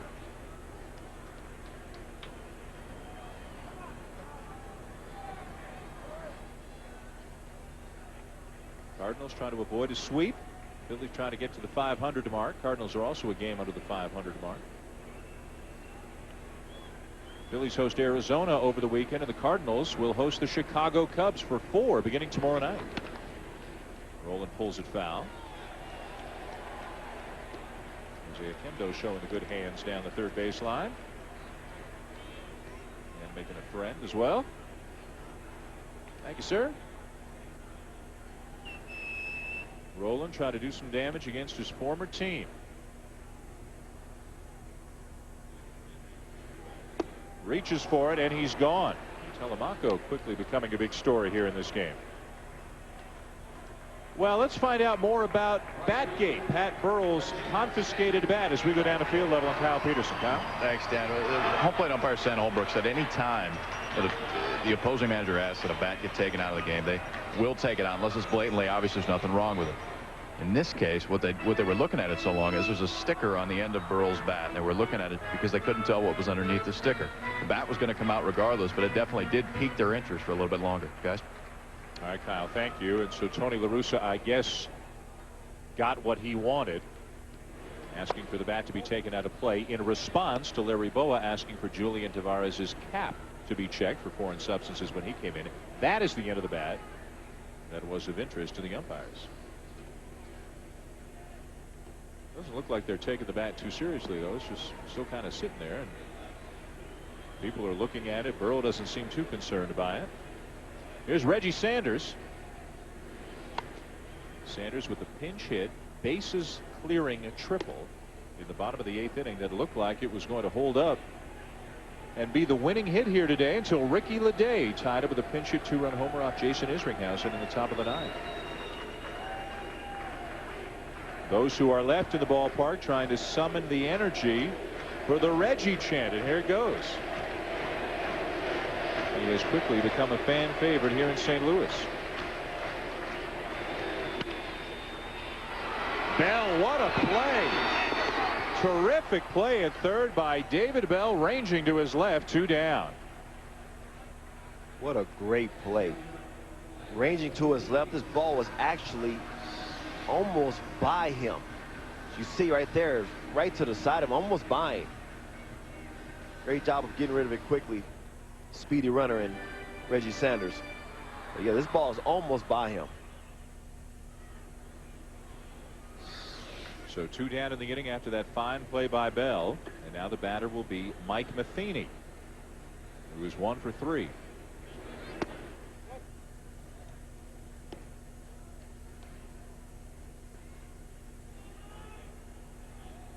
Never had a hit against Telemaco, who today has gone 2 2/3. He's given up 1 hit, and he has struck out 4. Got it all working right now. Let's see, when you start getting to this point in the game, guys are actually starting to get tired. As soon as you start getting physically tired, now you're getting mentally tired. You'll see guys have a tendency to chase more pitches out of the strike zone because they're just not mentally as focused as they were, say, an hour and a half ago. Poked into right center. That's a base hit. A 2-out single for Matheny. And Ray Langford will come up.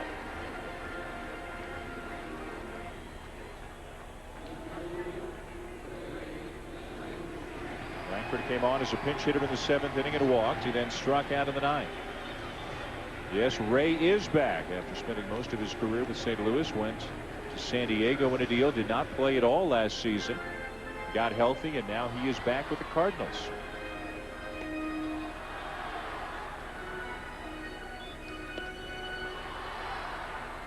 And look at those numbers against Telemaco. Although it was against Telemaco that Langford struck out in the 9th inning here today. Runner at first, 2 down, tied at 4 in the bottom of the 11th. And he chased. See, that's what I'm saying. Guys start to get fatigued, and you'll see them starting to chase pitches out of the strike zone because mentally they just don't have the focus they had an hour ago. You see this pitch. This is a bad pitch starting out as a slider low and in the dirt. And I know, I mean, I've played in many games like this where you just start to get tired. Yep. Looked like he also might have done a little damage to his right hand. He continues to ring it out. Took the batting glove off. I mean, you see it so many times where a game will go into extra innings, and from the 10th inning to the 15th inning, nothing happens. No hitting, no anything, because guys start getting fatigued. You know, the pitcher now, he's not tired. Telemaco's not tired. He's the freshest guy out there. Yep. But the guys have been playing the whole game. They're starting to get tired. It's somebody in each dugout saying, well, somebody please hit a home run. Let's just end this. They won't admit it, but it's somebody over there in both dugouts saying it. 0-2.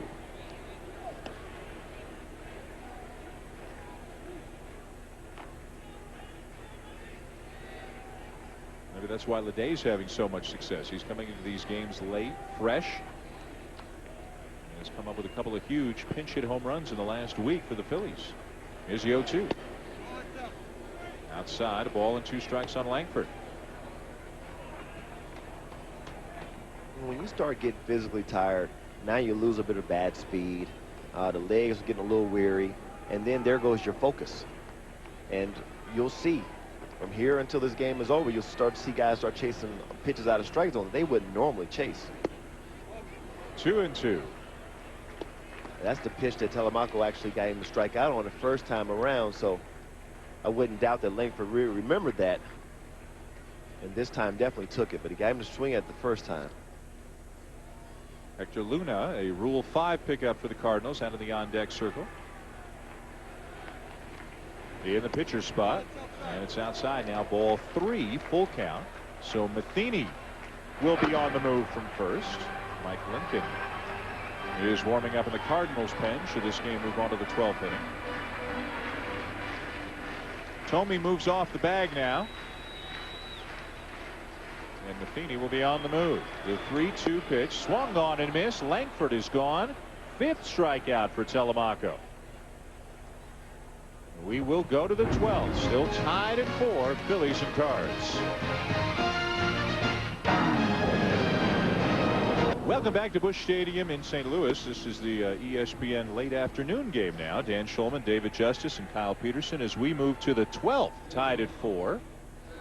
Jim Thome hopeful of getting a chance to swing the bat here in the 12th inning. He is due up 4th. Marlon Byrd, Jimmy Rollins, Bobby Abreu, top third of the lineup. Julian Tavares back out for another inning for the Cardinals.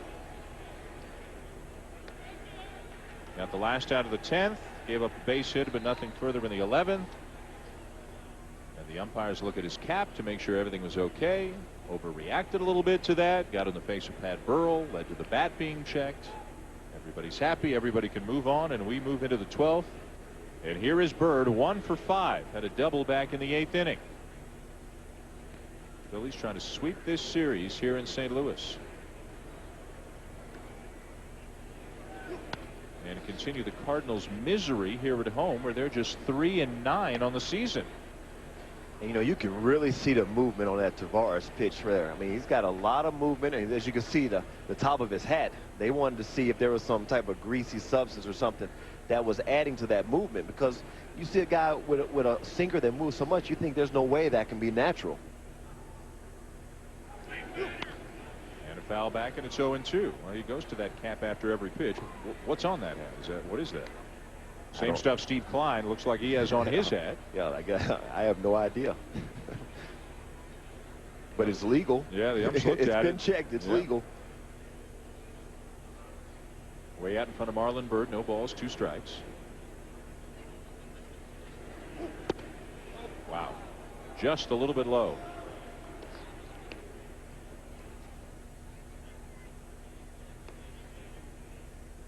Again, Thome due up 4th this inning. He's already homered in this game. They intentionally walked him last time. They don't want to have to pitch to him, if at all possible, the way that he hits Cardinal pitching, the way he hits everybody's pitching. Line to third and right at rolling. 1 down. Tavares gave up a screaming liner to first. Last inning also 1 to second. 3 of the 5 outs he's gotten have been liners.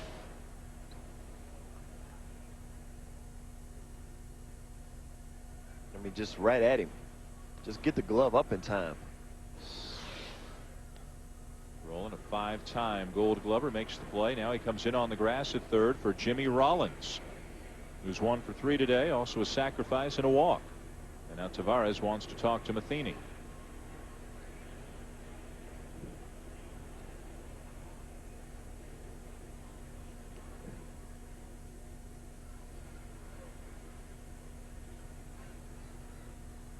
Matheny's had an interesting day. That collision at the plate.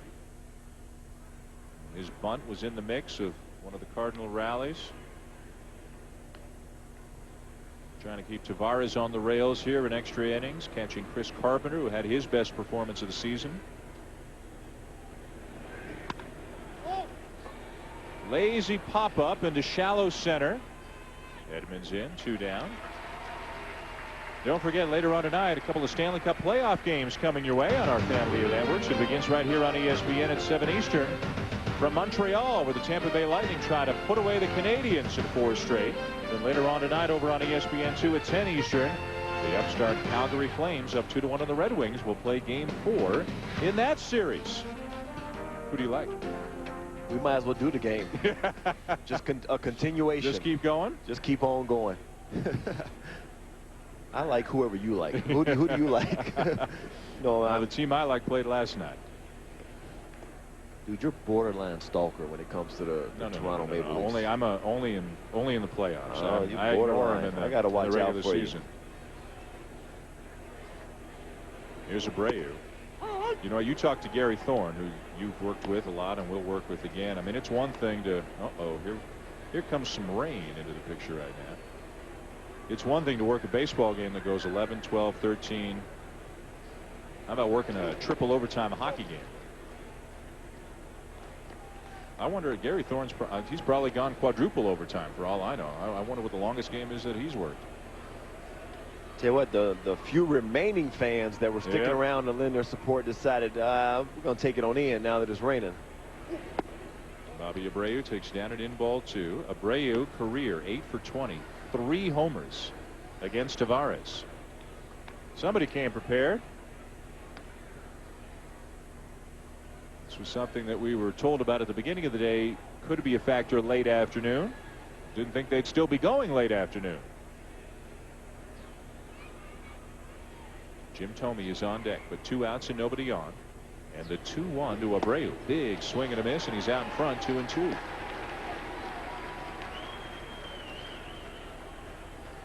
Whatever it takes, huh? It's not about fashion right now. It's about, does it work?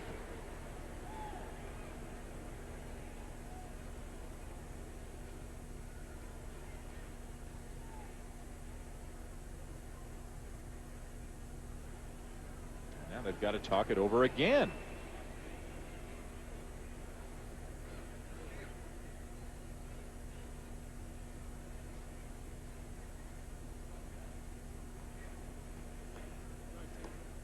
We had better than 29,000 here at the outset of today's game. We don't have anywhere near that anymore. Length of the game and the weather. Cardinals trying to avoid a sweep and get back to the 500 mark. The 2-2 to Abreu, and he lays off outside, full count. Don't want to lose this guy with Jim Thome on deck. Well, he got him to chase a changeup before that and figured he'd come back with it to see if he can get him to do it again, but not that time. Wagner up again for the Phillies just in case. If they can take a lead, maybe he'll come in anyway, but probably just in case they take a lead. Here's the 3-2. And a swing and a ground ball, base hit into right field for Abreu. And Jim Thome's going to get a chance to hit. See, that's one of the advantages of hitting in front of a guy like Jim Thome, a proven power hitter and a good hitter. As you know, 3-2, majority of times you're going to get a pitch to hit, a fastball. This pitch is actually out over the plate, outside corner. But second base was playing him up the middle a little bit, so he was able to get it through. But you know, hitting in front of Jim Thome, 3-2 count is a good chance. They don't want to walk you, especially in a situation like this, so you're going to get a good pitch to hit. Well, any chance that, given the way that Thome has hit the Cardinals all the time, 14 home runs and 67 at bats, any chance that he gets the Barry Bonds treatment here, and even with no base open, do they put him on? No, I definitely don't think. Here's the home run, and this is a bomb. fastball out over the plate. Really the only mistake that Chris Carpenter made all day long. But you don't want to intentionally walk him because now you put, you know, the go-ahead run at second base. But then again, you do not want to make a mistake. So I would just try to pitch around the strike zone, and you may get him to chase a pitch out of the strike zone.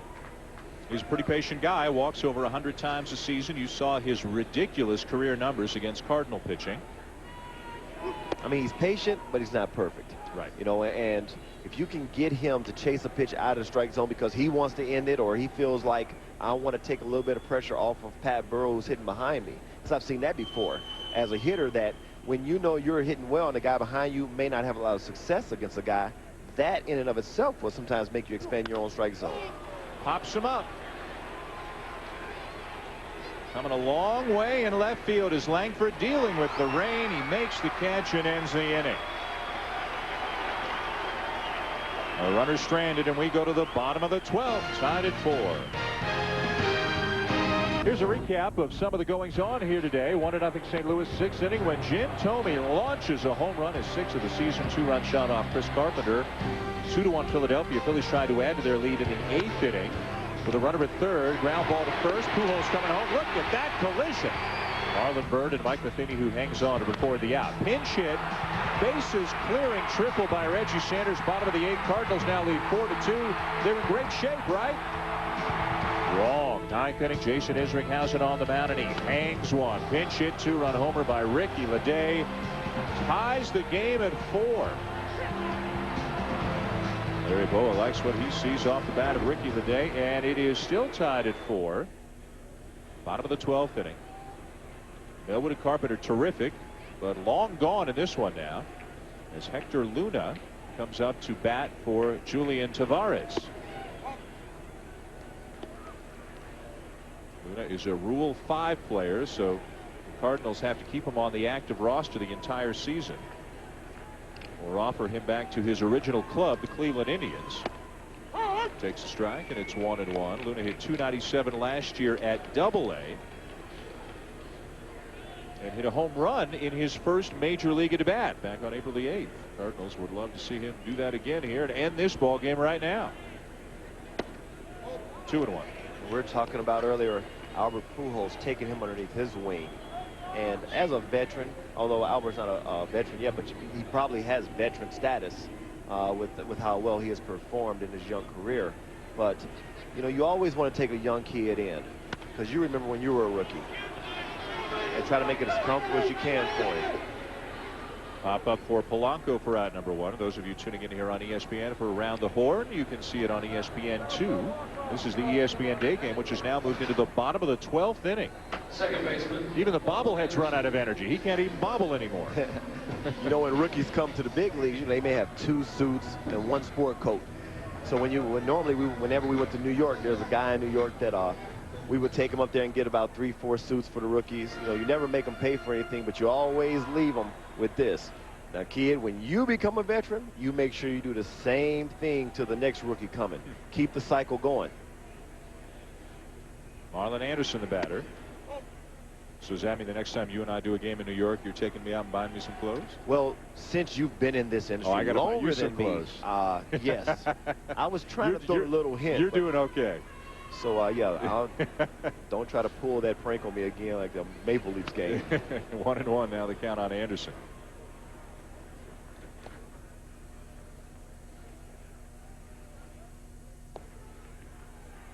Early in the season still, just 21 games in, but a little bit of concern, I think, in both of these towns. Pretty good teams in both under 500 right now. There's a ton of baseball still to be played, obviously.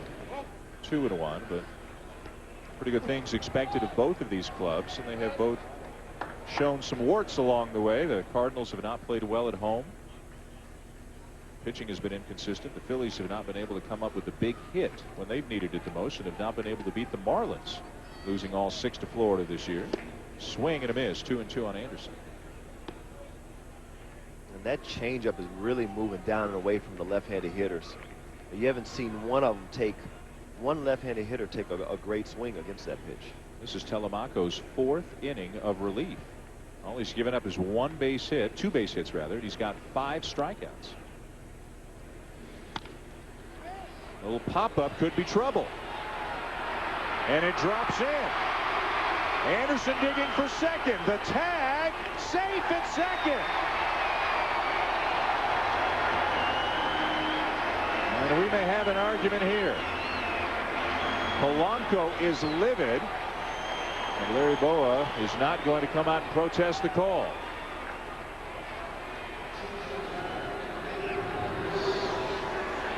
I mean, this is a great slide. Right to get that arm, get that left arm out the way. Exactly what he did. He took his left arm and moved it out the way and actually moved it over top of the glove. Ooh. Wow, I don't know. That's very close. Very close. I mean, obviously we got the replay. As you can see, Burrow trying to make a great play. Jimmy Rollins did a great job of backing up this play. Oh. I mean, Anderson made a great slide and had the right idea, but I'm still not sure he beat it. But it's.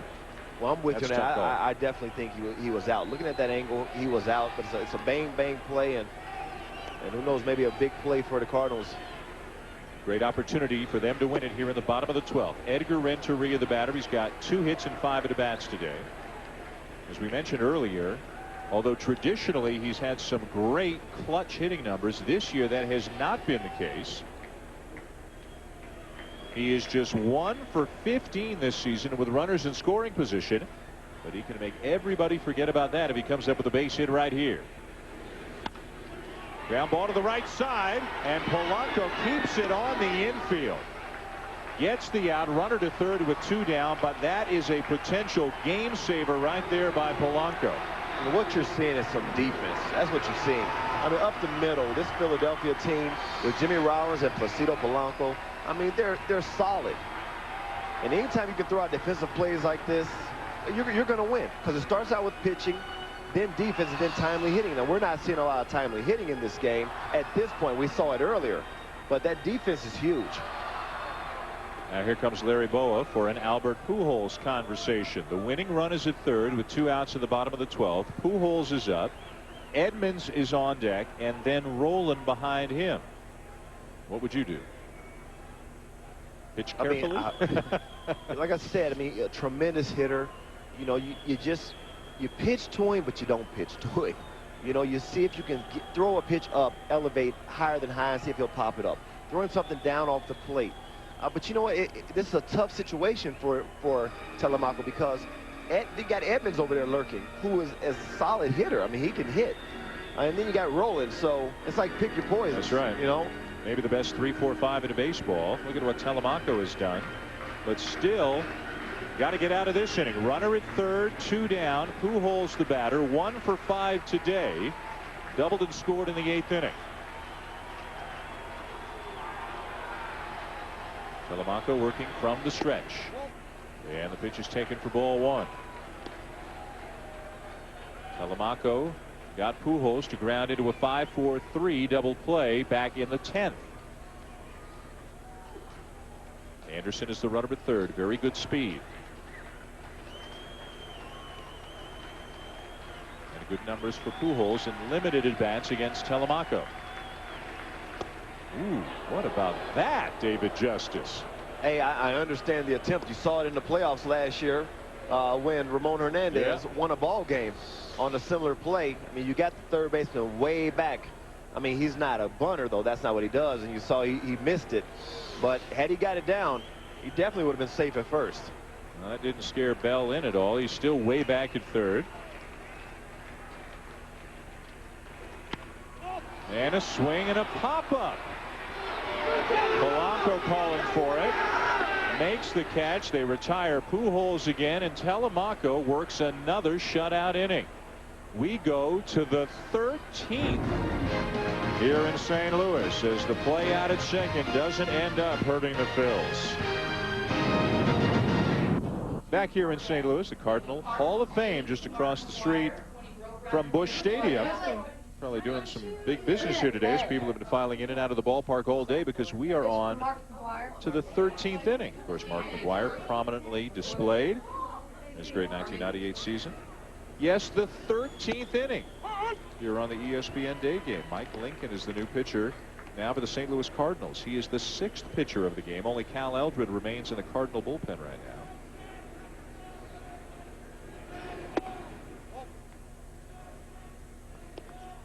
Pat Burrell's up there with a new bat after they confiscated the old one. That came on the heels of the Phillies checking the cap of Julian Tavares for a foreign substance. So Tony La Russa retaliated by having Burrell's bat taken out of play. The new bat grounds one down to third. One down.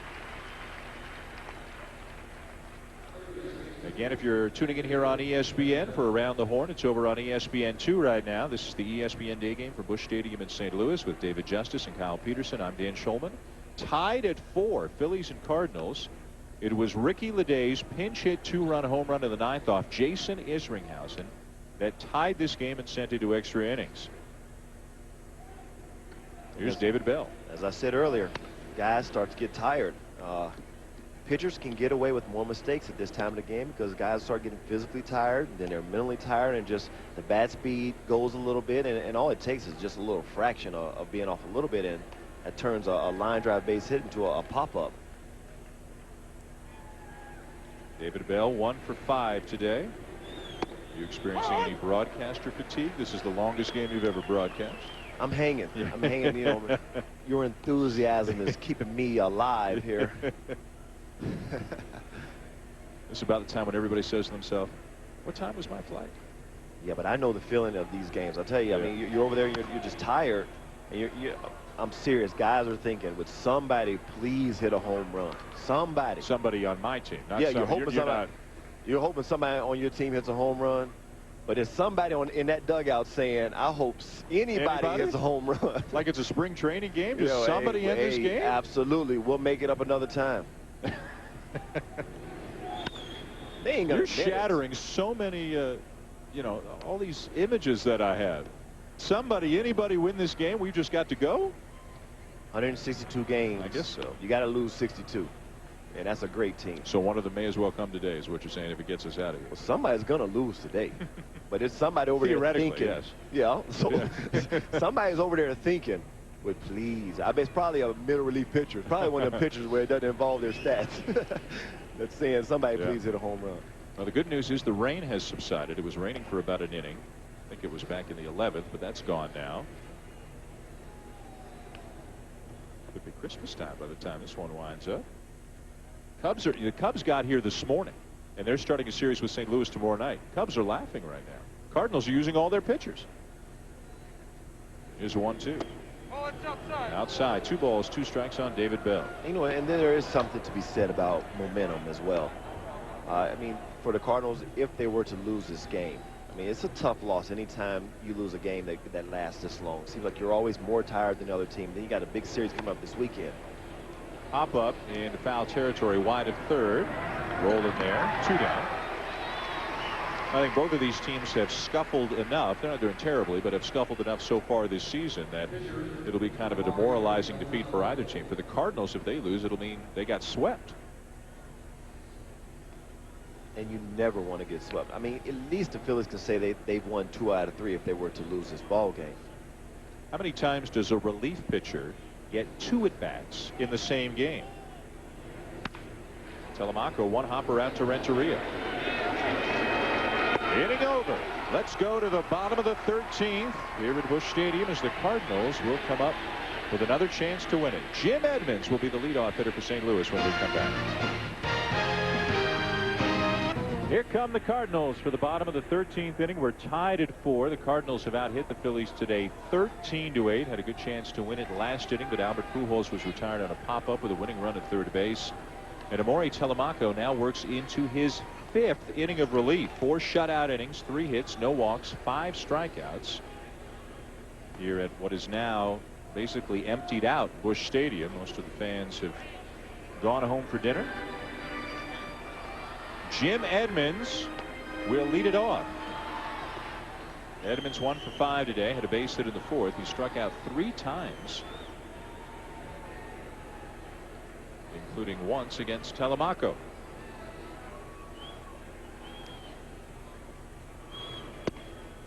Breaking ball over for a strike. Kevin Millwood and Chris Carpenter were the starters today. Both pitched very well for 7 innings. Jim Thome homered to give the Phillies a 2-1 lead in the 6th. Reggie Sanders, a pinch hit, bases loaded triple in the bottom of the 8th, made it 4-2 St. Louis. Top of the 9th, Ricky Leday hit a pinch hit 2-run homer off Jason Isringhausen to tie it. And it's been 4-4 ever since. He gets a changeup, and he just doesn't even look comfortable at the plate right now.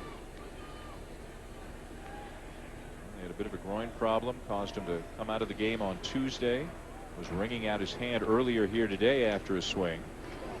Uh-oh, he hits it way back right field. Ball game. On an 0-2 pitch, Jim Edmonds wins it for the Cardinals in the bottom of the 13th.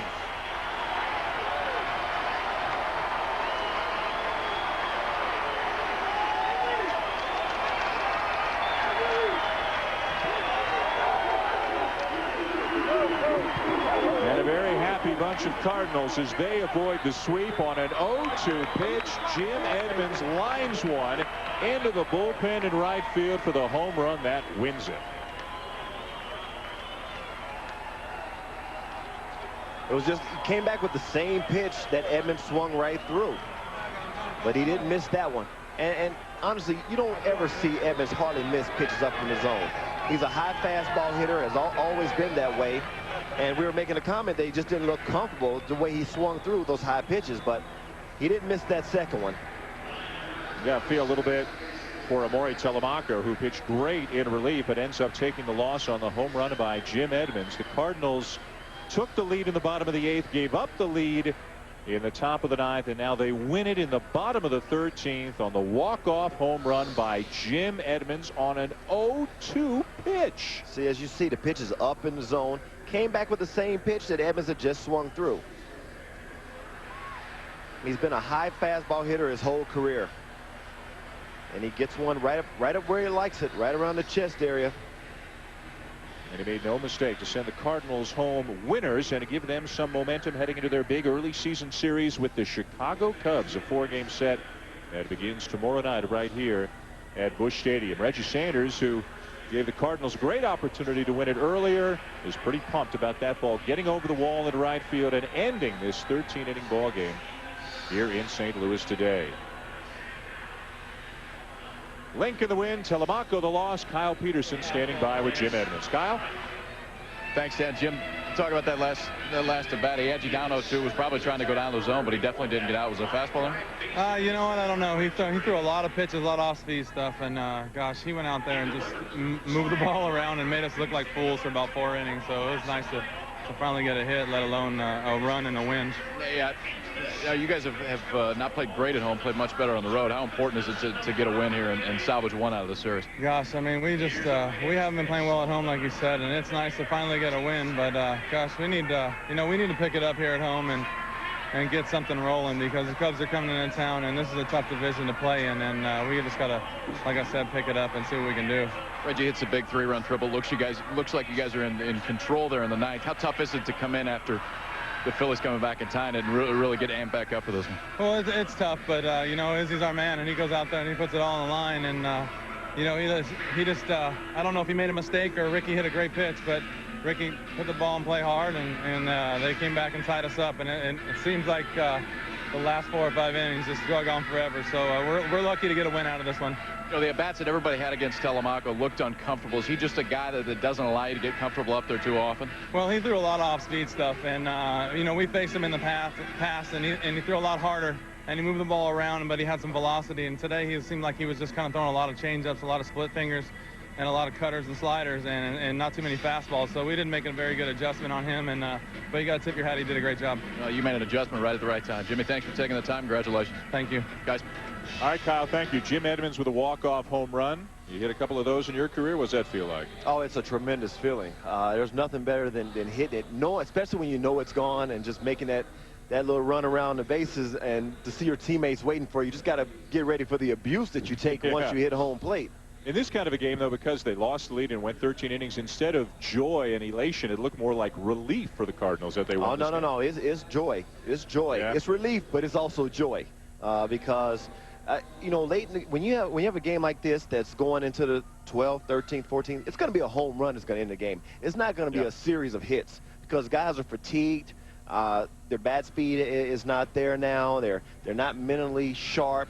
So it's going to take one pitch, one home run, as we saw, to end this type of game. And Edmonds got a mistake pitch, an 0-2 pitch from Telemaco up about right here, chest high, and yanked it out into the bullpen in right field for the home run that wins the game. The final in 13, the Cardinals 5 and the Phillies 4 as the Cardinals avoid the sweep and get back to the 500 mark. We'll come back and wrap it up from St. Louis after this. Jim Edmonds was the batter leading off the bottom of the 13th. Amori Telemaco got ahead 0-2, and then as you can see, he made a big mistake, and Edmonds launched it into the bullpen in right field for the home run that wins it for the St. Louis Cardinals 5-4 today as they avoid a sweep in the hands of the Philadelphia Phillies. Coming up next right here on ESPN, PTI, part of the interruption, is on deck. Well, how did we wind and weave our way to this 13-inning ending? Here today, it was 1-0 Cardinals when Jim Thome drilled one over the bullpen in right field, his 14th career home run against the St. Louis Cardinals. That made it 2-1 for Philadelphia. In the 8th inning, top of the 8th, the Phillies try to add to their lead. One hopper to Pujols, runner coming home from third, Marlon Bird. Look at that big-time collision between Bird and Mike Matheny, who hangs on for the out. So it's still 2-1 when pinch hitter Reggie Sanders comes up, facing Roberto Hernandez. Bases loaded. First pitch, Sanders drills one to deep right center, clearing the bases. 3-run triple made it 4-2 Cardinals going to the ninth. The Cardinals appear to be in great shape to win this one with their closer Jason Isringhausen on. But it wasn't meant to be, at least for Isringhausen. A pinch hit 2-run homer by Ricky Leday. Larry Boa likes what he sees as the Phillies tie it up in the 9th inning. And then with Julian Tavares on the mound, the Phillies say check out that foreign substance on the cap. Umpires say everything appears to be okay. Tavares takes offense at the end of the inning, and it goes and argues with Pat Burrell a little bit. And the Cardinals respond. Tony La Russa wants Pat the Bat's bat checked. And Burrell's bat is taken out of the game. And that was the end of that. And then on to the 13th. Amori Telemaco in his 5th inning of relief. He knew it. As soon as it was hit, it was gone.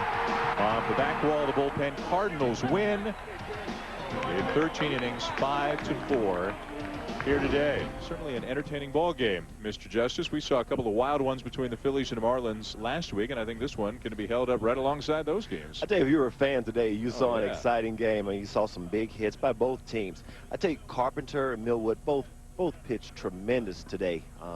But it was a great game. I mean, obviously greater for St. Louis because they lead with the victory. But, you know, Philadelphia has to look at it as they got 2 out of 3 in the series. The amazing thing is because the Phillies were the road team, Larry Boa kept holding back Billy Wagner for an inning when they got the lead, kept getting him up in the top half of every inning, but they never got him in because they never took the lead. Well, you're right about that. I mean, Telemaco did a great job. Yeah, he did. But someone had to lose this game, and big hit by Edmonds on I think it was a changeup that was the same pitch that he had swung through the previous pitch, and he didn't miss that one. So the Cardinals win 5-4 in 13 innings. We're going to step aside. PTI is on the way here on ESPN, and there's Stanley Cup playoff action coming up later tonight on our family of networks. First, it's Game 4 between the Tampa Bay Lightning and the Montreal Canadiens at 7 Eastern here on ESPN. If the Lightning win, they advance to the conference finals. And then at 10 Eastern over on ESPN2, can the Calgary Flames go up 3-1 on the mighty Red Wings? We'll find out later on tonight over on ESPN2. Again, the final from Busch Stadium in St. Louis here on the lengthy ESPN day game. The Cardinals 5 and the Phillies 4 on the walk-off home run by center fielder Jim Edmonds. That ended it. Coming up next, PTI right here on ESPN. For David Justice, Kyle Peterson, and our entire ESPN crew, I'm Dan Shulman. Thanks for watching. Cardinals over the Phillies in 13. So long from St. Louis.